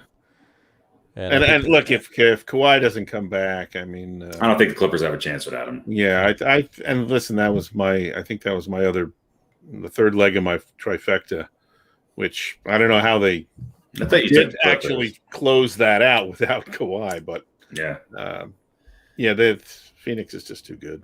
Yeah, Phoenix is good. They've beaten a bunch of good teams to get there, and Utah looked a little off. I think Donovan Mitchell's injury was a little bit more severe than I think he had a little bit more rust there. But Phoenix is a deep team. I've watched them a bit more. I mean, I get to watch them, late at night. They play the Nuggets a lot more. They're a really, really good team.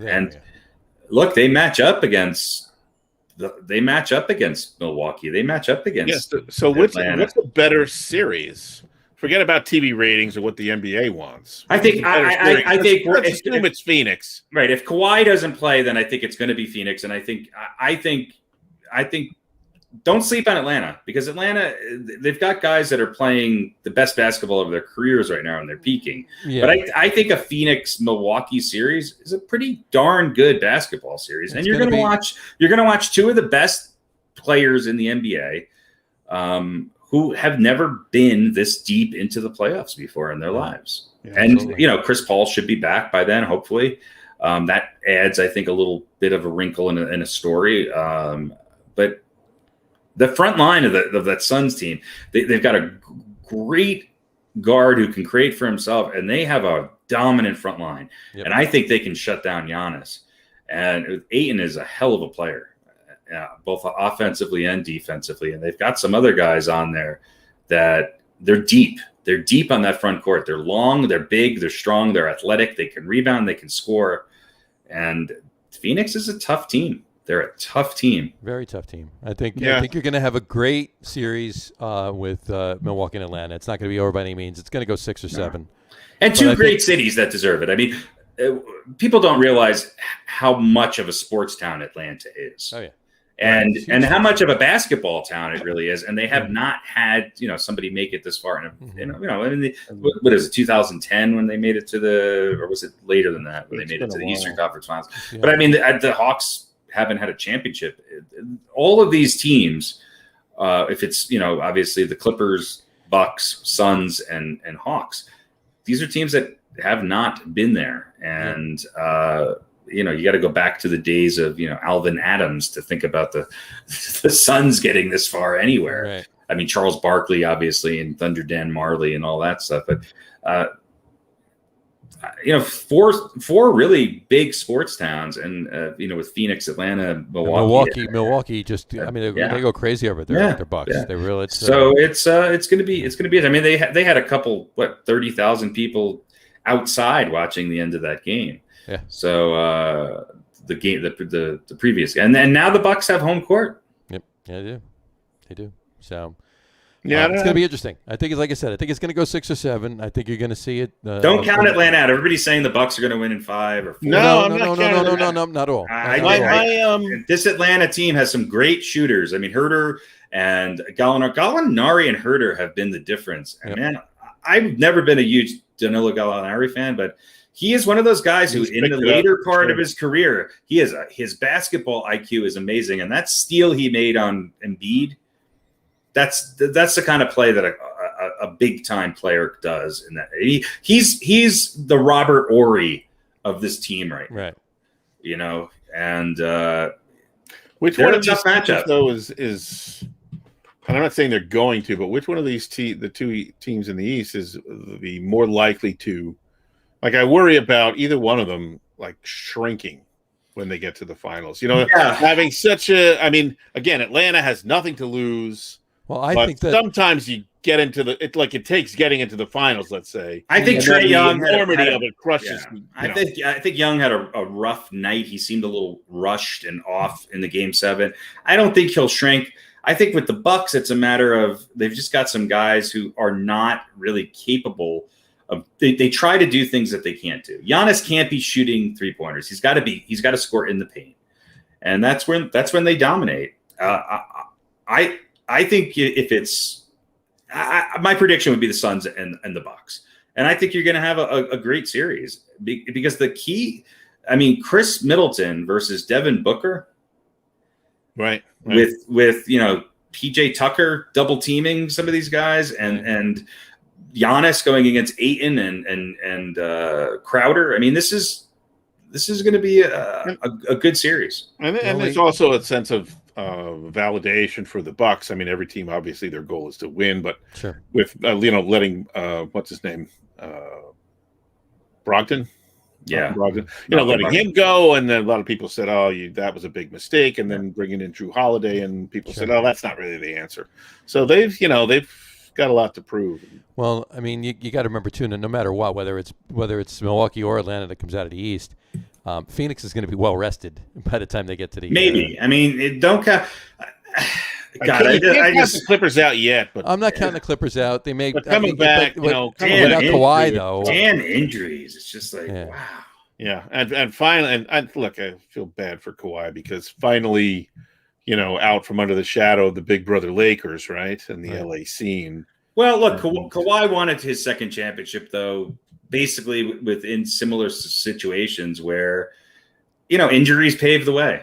And up, the Toronto, you could say Toronto was the Atlanta Hawks when they beat the Sixers a couple years ago. And then they got, would they have beaten a team that had Klay Thompson and a healthy Durant?